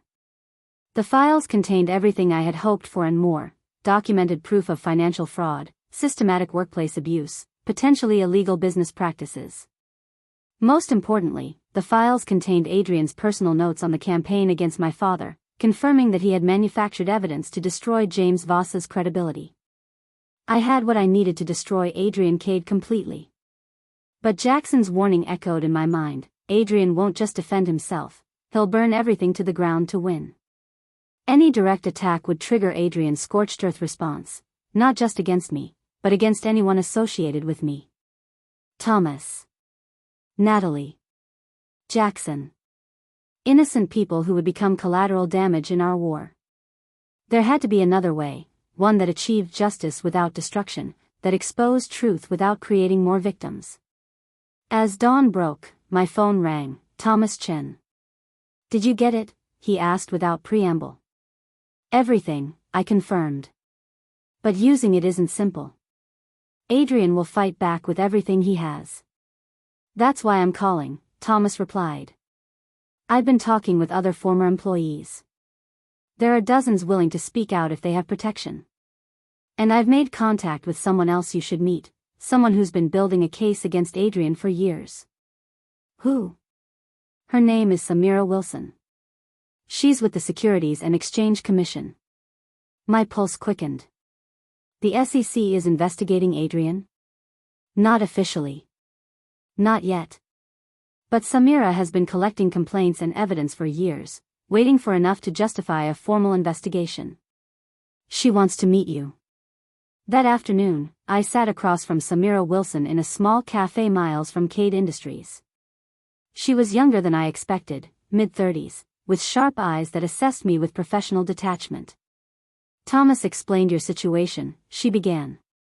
"I need to be clear about something. If you obtained evidence illegally, it complicates our ability to use it." "I understand.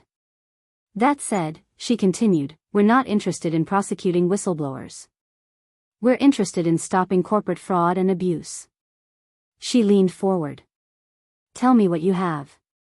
I outlined the evidence in general terms: the financial misrepresentations, the coordinated attacks on whistleblowers, the manufactured evidence against my father. Samira listened without interruption, occasionally making notes. "Adrian Kade has powerful allies," she finally said. "Taking him down requires more than evidence, it requires strategy." "What kind of strategy?" "One that doesn't give him time to destroy evidence or scapegoat others. One that protects witnesses from retaliation." She studied me. "And one that keeps you from becoming his primary target." "I'm already his primary target," I pointed out. "Not officially. Not publicly. Right now, you're just a former employee he forced out. If you become the face of the accusations against him, he'll use everything to discredit you, including your deception in obtaining employment." The truth of her assessment was undeniable. Adrian would use my own methods against me, casting me as the vindictive daughter manufacturing evidence, just as he had claimed my father did. "So what's the alternative?" I asked. "A coordinated approach," Samira explained. "The SEC opens a formal investigation based on multiple complaints, not just yours. Former employees provide testimony under whistleblower protections. And the evidence you've obtained becomes just one piece of a larger puzzle, an anonymous submission through proper channels." "That could take months," I protested. "Years.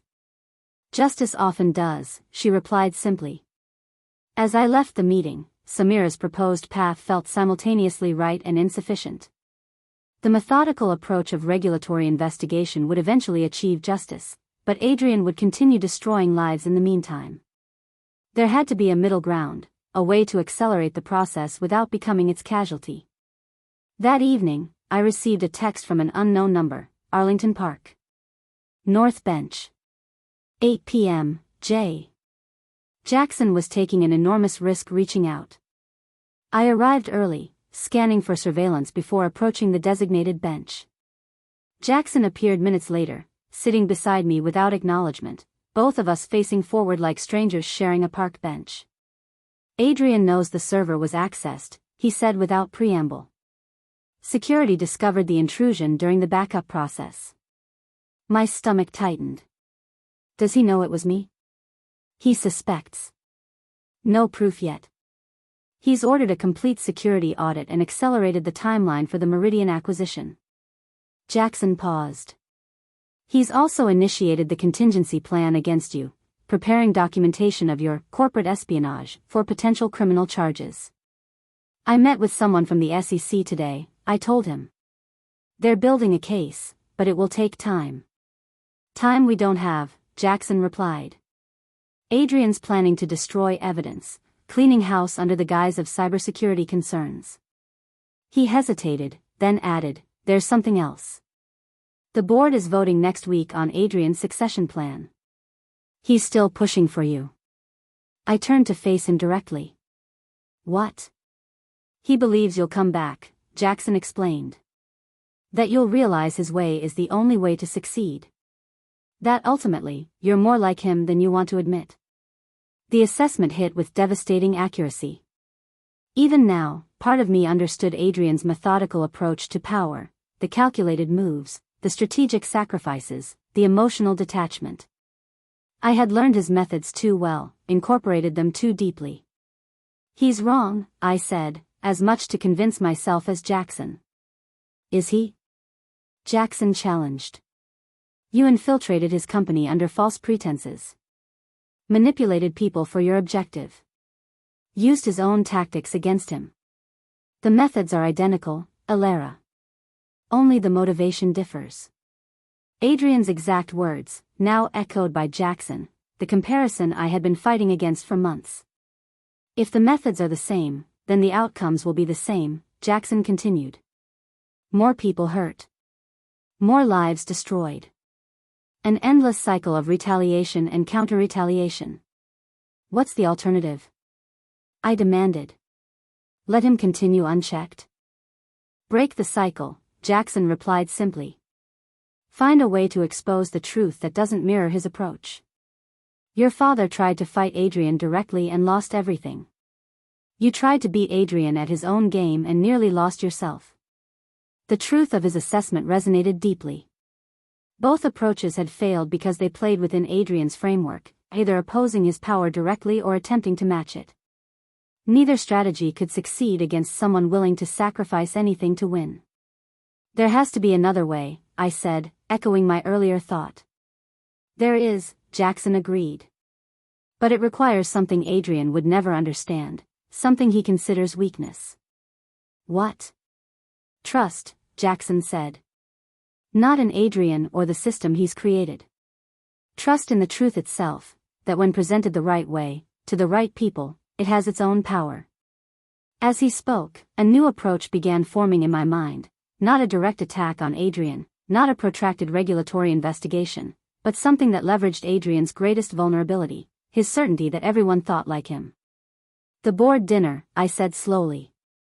When is the next one? Tomorrow night, Jackson replied. Adrian's hosting the quarterly review at his penthouse. Why? Because I need one more thing from you, I said, the plan crystallizing. And it's the most dangerous yet. As Jackson listened to my proposal, his expression shifted from skepticism to reluctant admiration. It's either brilliant or suicidal, he concluded. Possibly both. It's neither, I replied. It's justice, but not the way Adrian would understand it. That night, I called Samira Wilson to modify our approach. Then Thomas Chen to coordinate witness statements. Then Natalie to request her help with the final piece. By morning, the impossible choice I had been wrestling with for months became clear. I could continue fighting Adrian using his own methods, becoming more like him with each move, or I could find a different path, one that my father would have recognized as true to his values. For the first time since beginning this journey, I felt clarity of purpose unmarred by doubt. Adrian had destroyed my father by attacking his credibility. He had nearly destroyed me by corrupting my methods. He would continue destroying others unless stopped by something he couldn't anticipate or counter. Not revenge. Not a regulatory investigation. Not exposure. The truth, presented in a way he could never prepare for. As I finalized preparations for the following evening, I thought of my father's words in his final note, words I had misinterpreted for years: the truth matters more than who tells it or who believes it. It exists independent of our perception, waiting to be discovered. I had thought he was expressing regret for speaking truth that went unheard. Now I understood he was offering guidance for how truth should be presented, not as a weapon wielded by one person against another, but as an independent force revealed for all to witness. Tomorrow night, Adrian Kade would face that truth in its purest form. The night of the board dinner arrived with perfect clarity. My plan wasn't about revenge anymore. It had evolved into something Adrian would never anticipate because he couldn't comprehend it. The evening sky was just darkening as I approached Adrian's building, this time through the main entrance. No disguises, no deception. I wore a simple black dress, professional, understated, a visual statement of my transformation. The security guard recognized me immediately. "Ms. Voss, you're not on the approved list." "I need to call Mr. Kade," I finished for him. "Tell him Elara Voss is here to discuss his succession plan." His eyes widened slightly. He made the call, speaking quietly into his earpiece. After a brief conversation, he looked up in surprise. "Mr. Kade says to send you up immediately." The private elevator rose smoothly to the penthouse floor. When the doors opened, Jackson was waiting, maintaining his role despite our alliance. "This is unexpected," he said loudly enough for anyone nearby to hear. "And potentially unwise." "Some risks are necessary," I replied as he escorted me through the residence. The main living area had been transformed for the board dinner.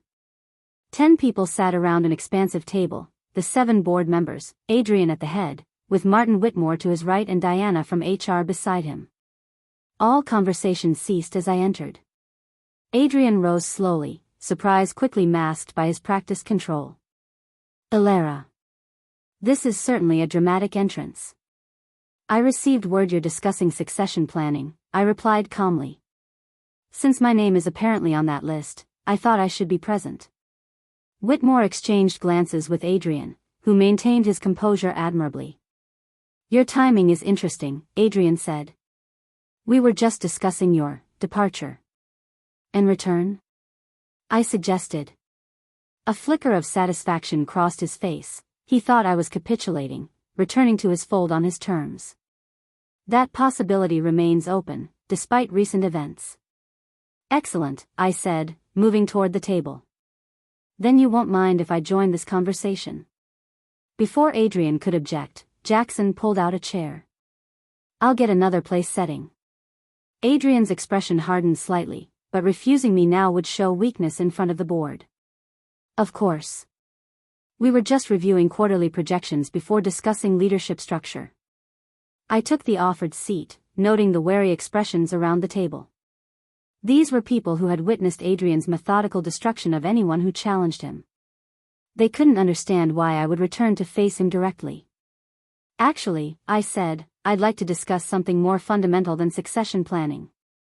I'd like to discuss the future of Kade Industries itself." Adrian's smile didn't reach his eyes. "Always ambitious. But perhaps we should first address your abrupt departure and the complications it created." "You mean the accusations of corporate espionage? The threatened criminal charges? The professional blacklisting?" I maintained a calm that clearly unsettled him. "Yes, let's address those complications." Diana shifted uncomfortably. Several board members exchanged glances. "This isn't the appropriate forum," Adrian stated firmly. "It's exactly the right forum," I countered, "because what I'm about to share affects everyone at this table." I reached into my bag and removed a sealed envelope, placing it on the table. "This contains evidence that Kade Industries has engaged in systematic financial fraud, workplace harassment, and illegal business practices under Adrian's leadership." The room went completely silent. Adrian's expression darkened dangerously. "These are serious accusations from someone who infiltrated this company under false pretenses," he said, voice cold. Someone with a personal vendetta against me. Yes, I agreed, surprising him. I am Elara Voss, daughter of James Voss, the former CFO who was systematically destroyed when he attempted to report financial irregularities 8 years ago. The same irregularities that are still occurring today. Several board members looked shocked, whether by my admission or my accusation wasn't clear. Ms. Voss clearly has emotional motivations that compromise her credibility, Adrian said smoothly. Her father's unfortunate breakdown and suicide was engineered, I interrupted. After he reported accounting fraud in the Thompson acquisition, Adrian personally oversaw a campaign to discredit him professionally and personally. He manufactured evidence to make it appear my father was responsible for the very irregularities he reported. Adrian's mask slipped for a moment, genuine anger breaking through.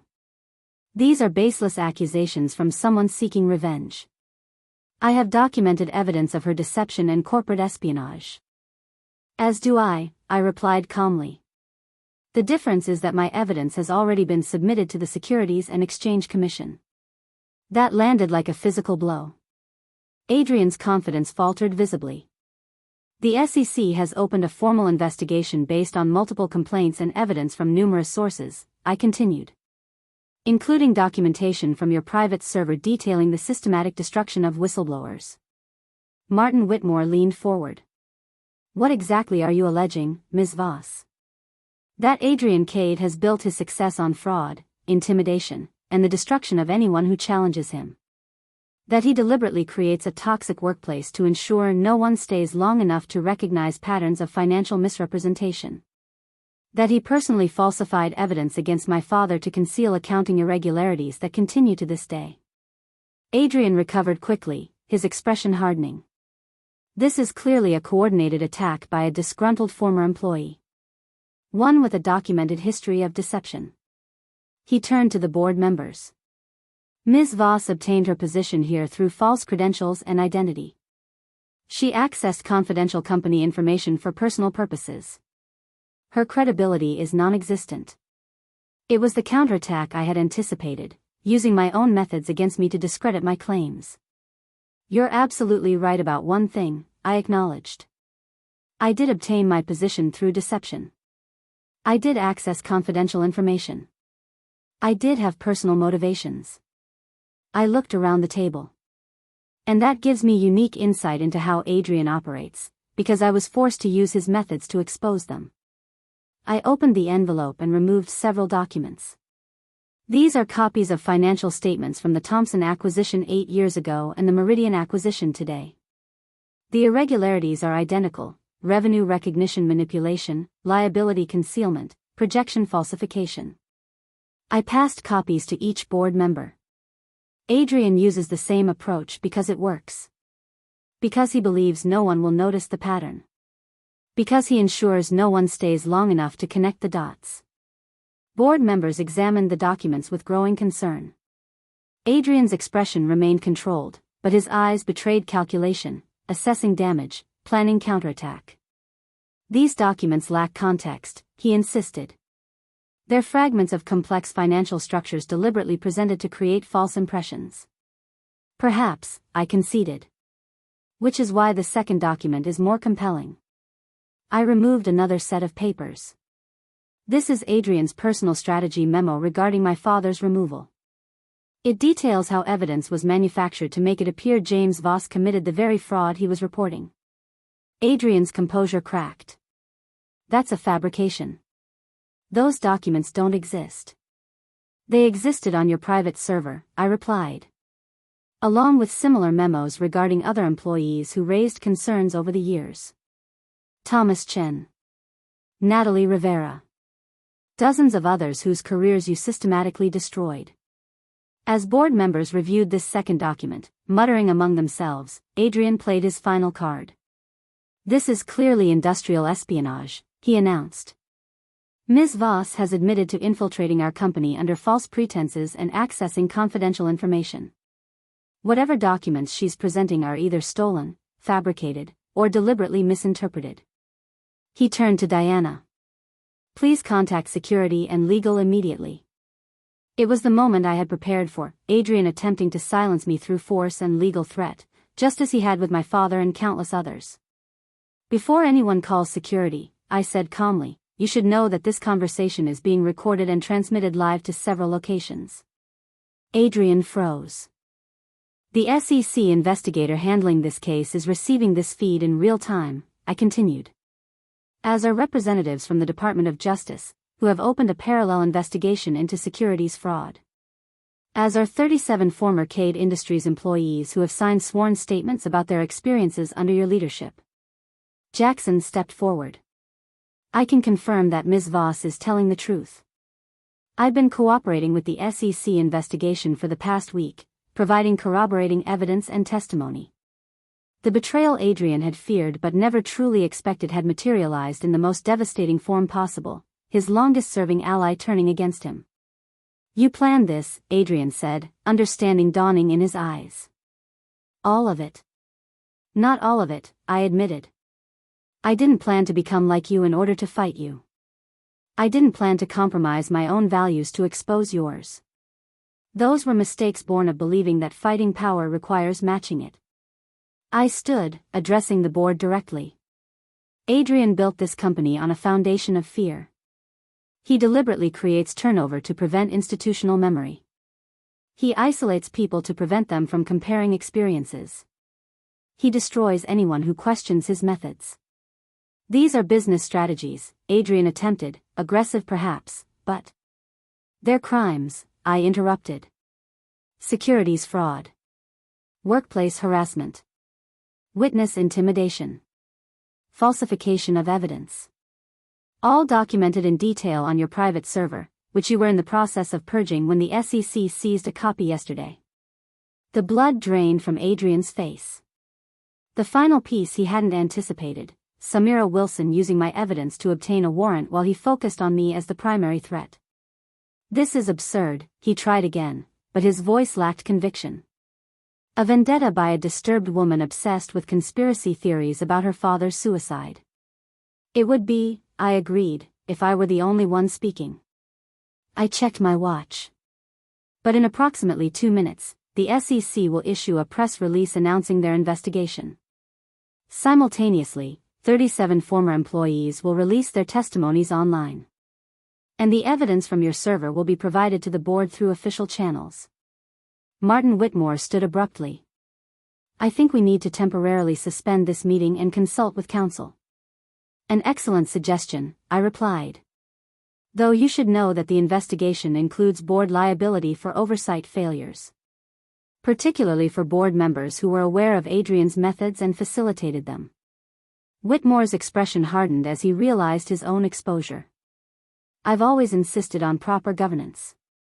Your emails to Adrian regarding my father suggest otherwise, I noted. Those are also part of the SEC's evidence package. The calculated betrayal spread around the table as board members began distancing themselves from Adrian, recognizing the collapse of his power structure. Adrian, sensing his isolation, made one final attempt. This witch hunt will destroy the company. Stocks will plummet. Jobs will be lost. Clients will flee. Is that justice, Eleanor? Punishing thousands of innocent employees for your personal crusade? It was his last leverage, suggesting that exposing him would cause collateral damage to everyone associated with Kade Industries. The same fear that had silenced others for years. That's why I'm not just exposing the problem, I replied. I'm offering a solution. I distributed another document to the board members. This is a comprehensive transition plan developed with input from current and former employees, legal experts, and corporate governance specialists. It provides for leadership transition, financial restatement, and cultural transformation without destabilizing the company. Board members reviewed the document with growing interest. It was detailed, practical, and oriented toward preservation rather than destruction, everything Adrian would never have expected from someone he believed was motivated purely by revenge. The plan includes a complete leadership restructuring, I explained. New financial controls. Whistleblower protections. Cultural transformation initiatives. And most importantly, accountability without company destruction. Martin Whitmore looked up from the document. This is remarkably thorough. Because it's not about revenge, I said, meeting Adrian's gaze directly. It's about repair. About ensuring what happened to my father never happens to anyone else. About transforming what you built into something better. Adrian's expression shifted from calculation to something I had never seen before, uncertainty. He had prepared for every scenario except this one, a response that wasn't mirroring his own methods but transcending them. You could have destroyed everything, he said quietly. That's what I would have done. I know, I replied. That's why I chose differently. A subtle chime from several phones around the table signaled breaking news alerts, the SEC announcement, exactly as I had described. What happened next unfolded with stunning speed. Board members excused themselves to consult with legal counsel. Diana received confirmation of the SEC's arrival at company headquarters with a warrant. Jackson provided additional documentation confirming the accuracy of my claims. And Adrian Kade, for the first time in his career, found himself without countermoves. As the board reconvened an hour later, the power dynamics had fundamentally shifted. They voted unanimously to place Adrian on administrative leave pending investigation. They appointed an interim CEO, not me, as I had specifically recommended against it in the transition plan. They established an independent committee to oversee cooperation with regulators. Adrian sat in silence as his empire was reorganized around him, his expression unreadable. When the meeting concluded, board members filed out quickly, already distancing themselves from his impending downfall. As the room emptied, Adrian and I found ourselves alone for the final confrontation I had anticipated for years. You could have taken everything, he said, his voice lacking its usual confidence. You controlled the narrative. Had the evidence. The board would have appointed you CEO if you'd pushed for it. That was never my goal, I replied. Then what was? Revenge? Justice? He seemed genuinely puzzled. You went to extraordinary lengths, sacrificed years of your life, compromised your own ethics, for what? For my father, I answered simply. For Thomas Chen. For Natalie. For everyone whose lives you've damaged or destroyed. And yes, for justice, but not the kind you understand. And now, he asked. You've won. I've lost. What happens to you? I considered the question. Throughout my mission, I had focused so entirely on exposing Adrian that I had never fully confronted what would come after. I rebuild, I said finally. I find out who Elara Voss really is, beyond the mask I created to fight you. I reconnect with the values I compromised. I make something better than what either of us created. Adrian nodded slowly, something like respect flickering in his eyes. I underestimated you from the beginning. I saw the deception, the strategic thinking, the willingness to sacrifice, all reflections of myself. What I missed was the capacity I've never possessed. Which is the ability to stop, he said simply. To choose a different path when the current one corrupts you. I never had that. Never wanted it. As I gathered my belongings to leave, Adrian spoke one final time. They'll still try to discredit you, you know. Use your methods against you. Question your motives. Attack your credibility. I know, I acknowledged. But unlike you, I'm not afraid of the truth, even the uncomfortable parts about myself. That's the difference between us. I left Adrian Kade sitting alone in his penthouse, surrounded by the remnants of the empire he had built through fear and deception. An empire now crumbling because of something he had never valued or understood, the transformative power of truth freely given rather than leveraged as a weapon. As the elevator descended, I felt the weight of 3 years, of grief, determination, compromise, and doubt, begin to lift. The justice I had sought for so long had arrived, not in the form I had originally imagined, but in something more complete and healing. My father had been right all along. The truth matters more than who tells it or who believes it. It exists independent of our perception, waiting to be discovered. I had discovered not just the truth about Adrian Kade, but about myself. About the fine line between justice and revenge. About the cost of becoming what you fight against. And most importantly, about the path forward.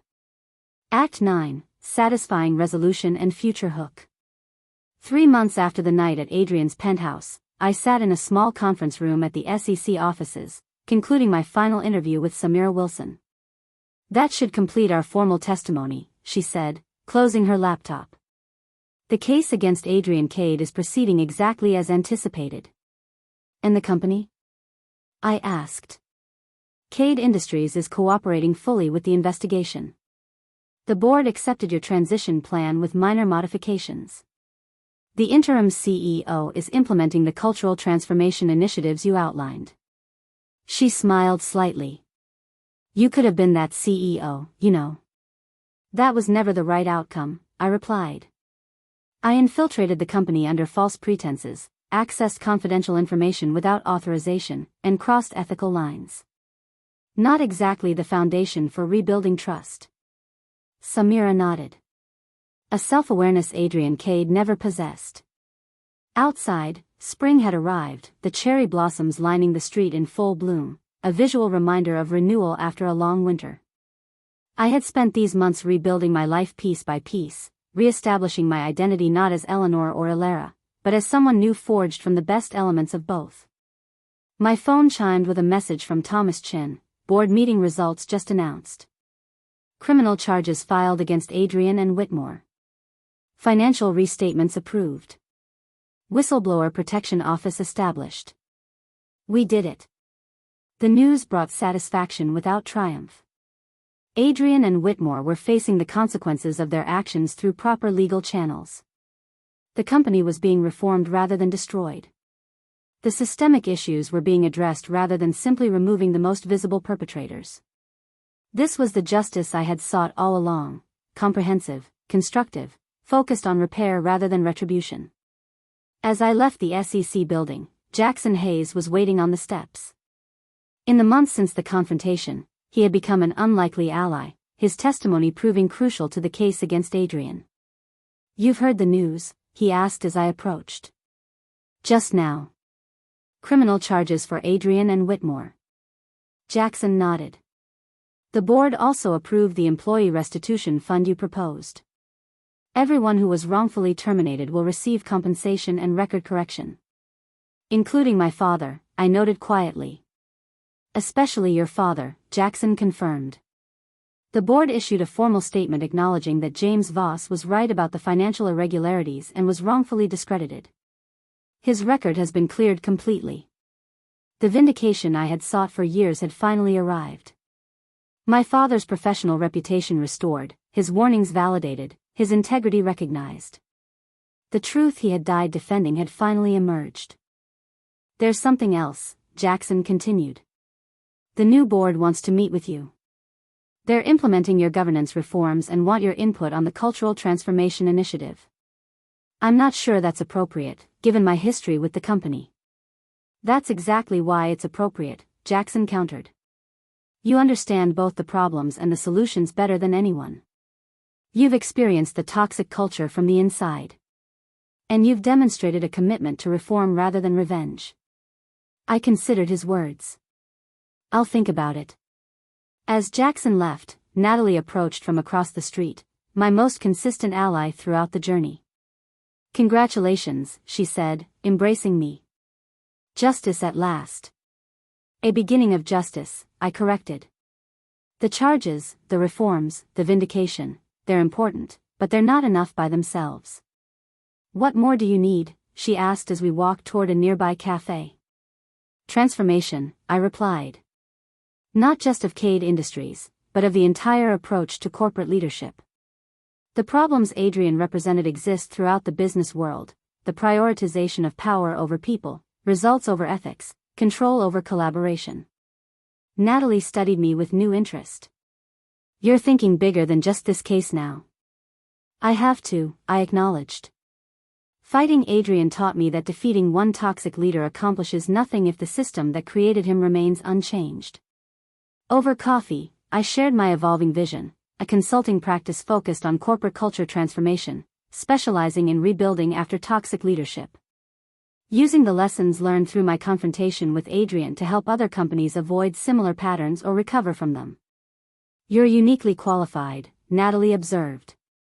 You've experienced toxic leadership from every angle, as a victim through your father, as an infiltrator within the system, and now as a catalyst for change.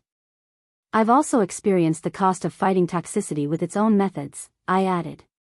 The way it changes you, compromises you, risks turning you into what you're fighting against. That perspective is equally important. As we parted, Natalie asked the question I had been avoiding for months: have you visited your father's grave since the vindication? I shook my head. Not yet. Soon. The truth was that I had been delaying that final reconciliation, not with my father, but with myself. With the choices I had made in his name. With the person I had become during my quest for justice. That evening, I drove to the cemetery where my father was buried, arriving just as the sun began to set. His grave was simple, elegant, a reflection of the man himself. I placed fresh flowers beside the headstone, then sat on the grass beside it. It's done, Dad, I said quietly. Your name is cleared. The truth is public. Adrian is facing charges. I traced the engraving of his name with my finger. But it didn't happen the way I planned. I had to become something I never intended to be. Someone who used Adrian's own methods against him. Someone who lied and manipulated and deceived. The confession felt necessary, acknowledging the moral compromises I had made during my mission. For a while, I lost sight of why I started, I continued. Revenge began to matter more than justice. Winning more than truth. I understood Adrian too well because I started thinking like him. I paused, organizing my thoughts. But in the end, I found a different path. One I think you would have approved of. As twilight deepened around me, I shared the details of those final weeks, the decision to pursue systemic change rather than personal vengeance, the collaboration with regulatory authorities, the development of a transition plan that reformed rather than destroyed. The strangest part, I concluded, is that I don't hate him anymore. Adrian, I mean. I understand how he became what he is, the same way I almost did. Believing that power is the only protection. That compassion is weakness. That winning justifies any method.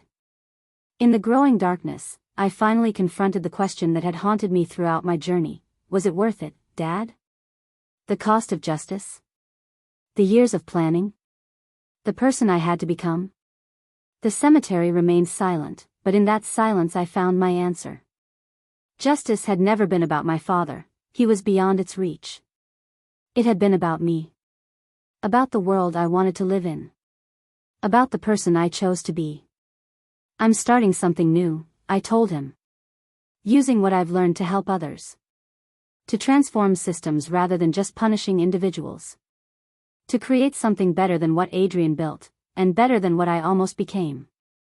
As I rose to leave, I placed my hand on the cool stone one final time. I love you, Dad. I hope you would be proud of where I ended up, even if not of every step along the way. The following week brought a series of new beginnings. I formalized my consulting practice, focusing on corporate ethics and cultural transformation. I accepted the board's invitation to advise on Kade Industries' reformation, with clear boundaries and transparency about my history with the company. I reconnected with former Kade employees, creating a network of advocates for workplace change. And I received notification that Adrian Kade had agreed to a plea deal, accepting responsibility for securities fraud and workplace harassment in exchange for a reduced sentence. He would serve time. His empire would continue without him, transformed into something better than he had created. 1 year to the day after I first walked into Kade Industries as Elara Voss, I stood before a room of business students at my father's alma mater, sharing the lessons of my journey. Corporate culture is created from the top down, I explained to the attentive faces before me. Toxic leadership doesn't just harm individuals, it corrupts entire systems. It normalizes behavior that should never be acceptable. It silences those who would speak truth. It rewards the wrong values.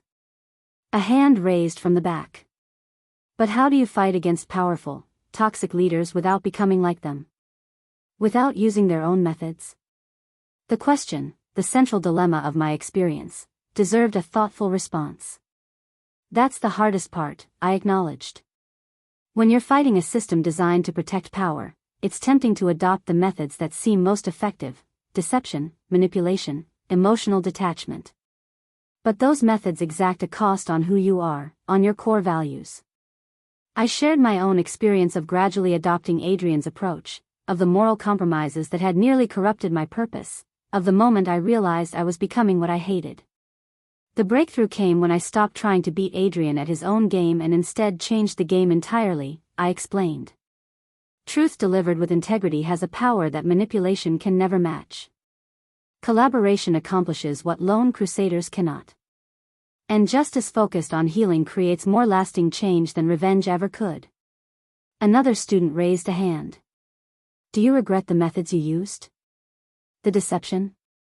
The infiltration? I considered the question carefully.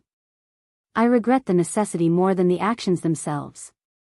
In an ideal world, internal whistleblowers would be protected, regulations would be enforced, and toxic leaders would be held accountable without requiring the extreme measures I took. But we don't live in that world yet. I smiled slightly. Though I'm working to create it. After the lecture, as students filed out, I checked my phone to find a message from Jackson: Adrian's sentencing tomorrow. Will you attend? I replied simply, no need. That chapter is closed. And it was. Adrian Kade no longer occupied the central place in my life that he had for years. His downfall was not an ending but a beginning, of systemic change, of cultural transformation, of my own evolution beyond the identity I had created to fight him. That evening, as I prepared materials for a corporate workshop the following day, my doorbell rang. A courier delivered a small package, unmarked except for my name and address. Inside was a handwritten note and a single key. Eleanor. By the time you receive this, my sentencing will be complete. I'll be starting a different life than the one I built, as are you. You were right about one thing: we are nothing alike. You found a line you wouldn't cross. I never believed such lines existed. The enclosed key opens a safe deposit box containing something that belongs to you, your father's original research into the Thompson acquisition. I kept it all these years as insurance, then as a trophy. Now it seems right that it returns to you. I don't expect forgiveness or understanding. But I wanted you to know that in the end, you didn't just expose me. You showed me a limitation in my worldview that I never acknowledged. Some call it conscience. I'm still deciding what to call it. AK. I sat with the note for a long time, this final unexpected communication from the man who had shaped so much of my life. Not with affection or mentorship, but through opposition, through providing the negative space against which I had defined myself. The Adrian Kade who had destroyed my father would never have written such a note. The Elara Voss who had infiltrated his company would never have received it with anything but suspicion and disdain. We had both been changed by our confrontation, him toward a recognition of something beyond power and control, me toward an understanding of justice beyond revenge. The next morning, I collected my father's original research from the safe deposit box, the physical evidence of his integrity, preserved ironically by the man who had destroyed him for it. I added it to the memorial I had created in my home office, not a shrine to the past, but a reminder of the values that would guide my future. As I prepared for my day, I caught my reflection in the mirror, no longer Eleanor seeking revenge, no longer Elara playing a role, but someone new. Someone who had experienced both sides of power and chosen a different path altogether. So here's where our story stands today, if you're still with me after this journey. Adrian Kade is serving his sentence, though the legal proceedings against others in his network continue. Kade Industries has been renamed and restructured, with new leadership committed to ethical practices and employee well-being. The regulatory reforms sparked by the case have spread to other companies, creating wider impact. And me? I'm building something I never anticipated when I began this mission. Not a career defined by opposition to toxic leadership, but one focused on creating its alternative. Working with companies to transform their cultures. Speaking to future business leaders about ethical choices. Creating systems that protect whistleblowers and value integrity. The greatest lesson from my confrontation with Adrian wasn't about him at all. It was about the choice we all face when fighting against what we believe is wrong. Do we adopt the methods we oppose because they seem effective? Or do we find a different path, one that might be harder but preserves who we are? I chose the harder path, though not at first. I had to lose myself before I could find that alternative. Had to recognize my own corruption before I could transcend it. If you're facing your own Adrian Kade, whether a toxic boss, a broken system, or any powerful force that seems immovable, remember this: the methods you use to fight shape the outcome you create. And more importantly, they shape who you become in the process. The truth has its own power when delivered with integrity. Justice focused on healing creates more than justice focused on punishment. And transformation, of systems, cultures, and ourselves, is the only victory that truly lasts. If you've connected with this story, I'd love to hear about your own experiences with workplace toxicity, ethical challenges, or personal transformation. Drop a comment below, share this with someone who might need to hear it, and remember that no system is too entrenched to change when enough people commit to changing it. Until next time, this is Elara Voss, or Eleanor, or simply the person I'm still becoming. Thank you for joining me on this journey.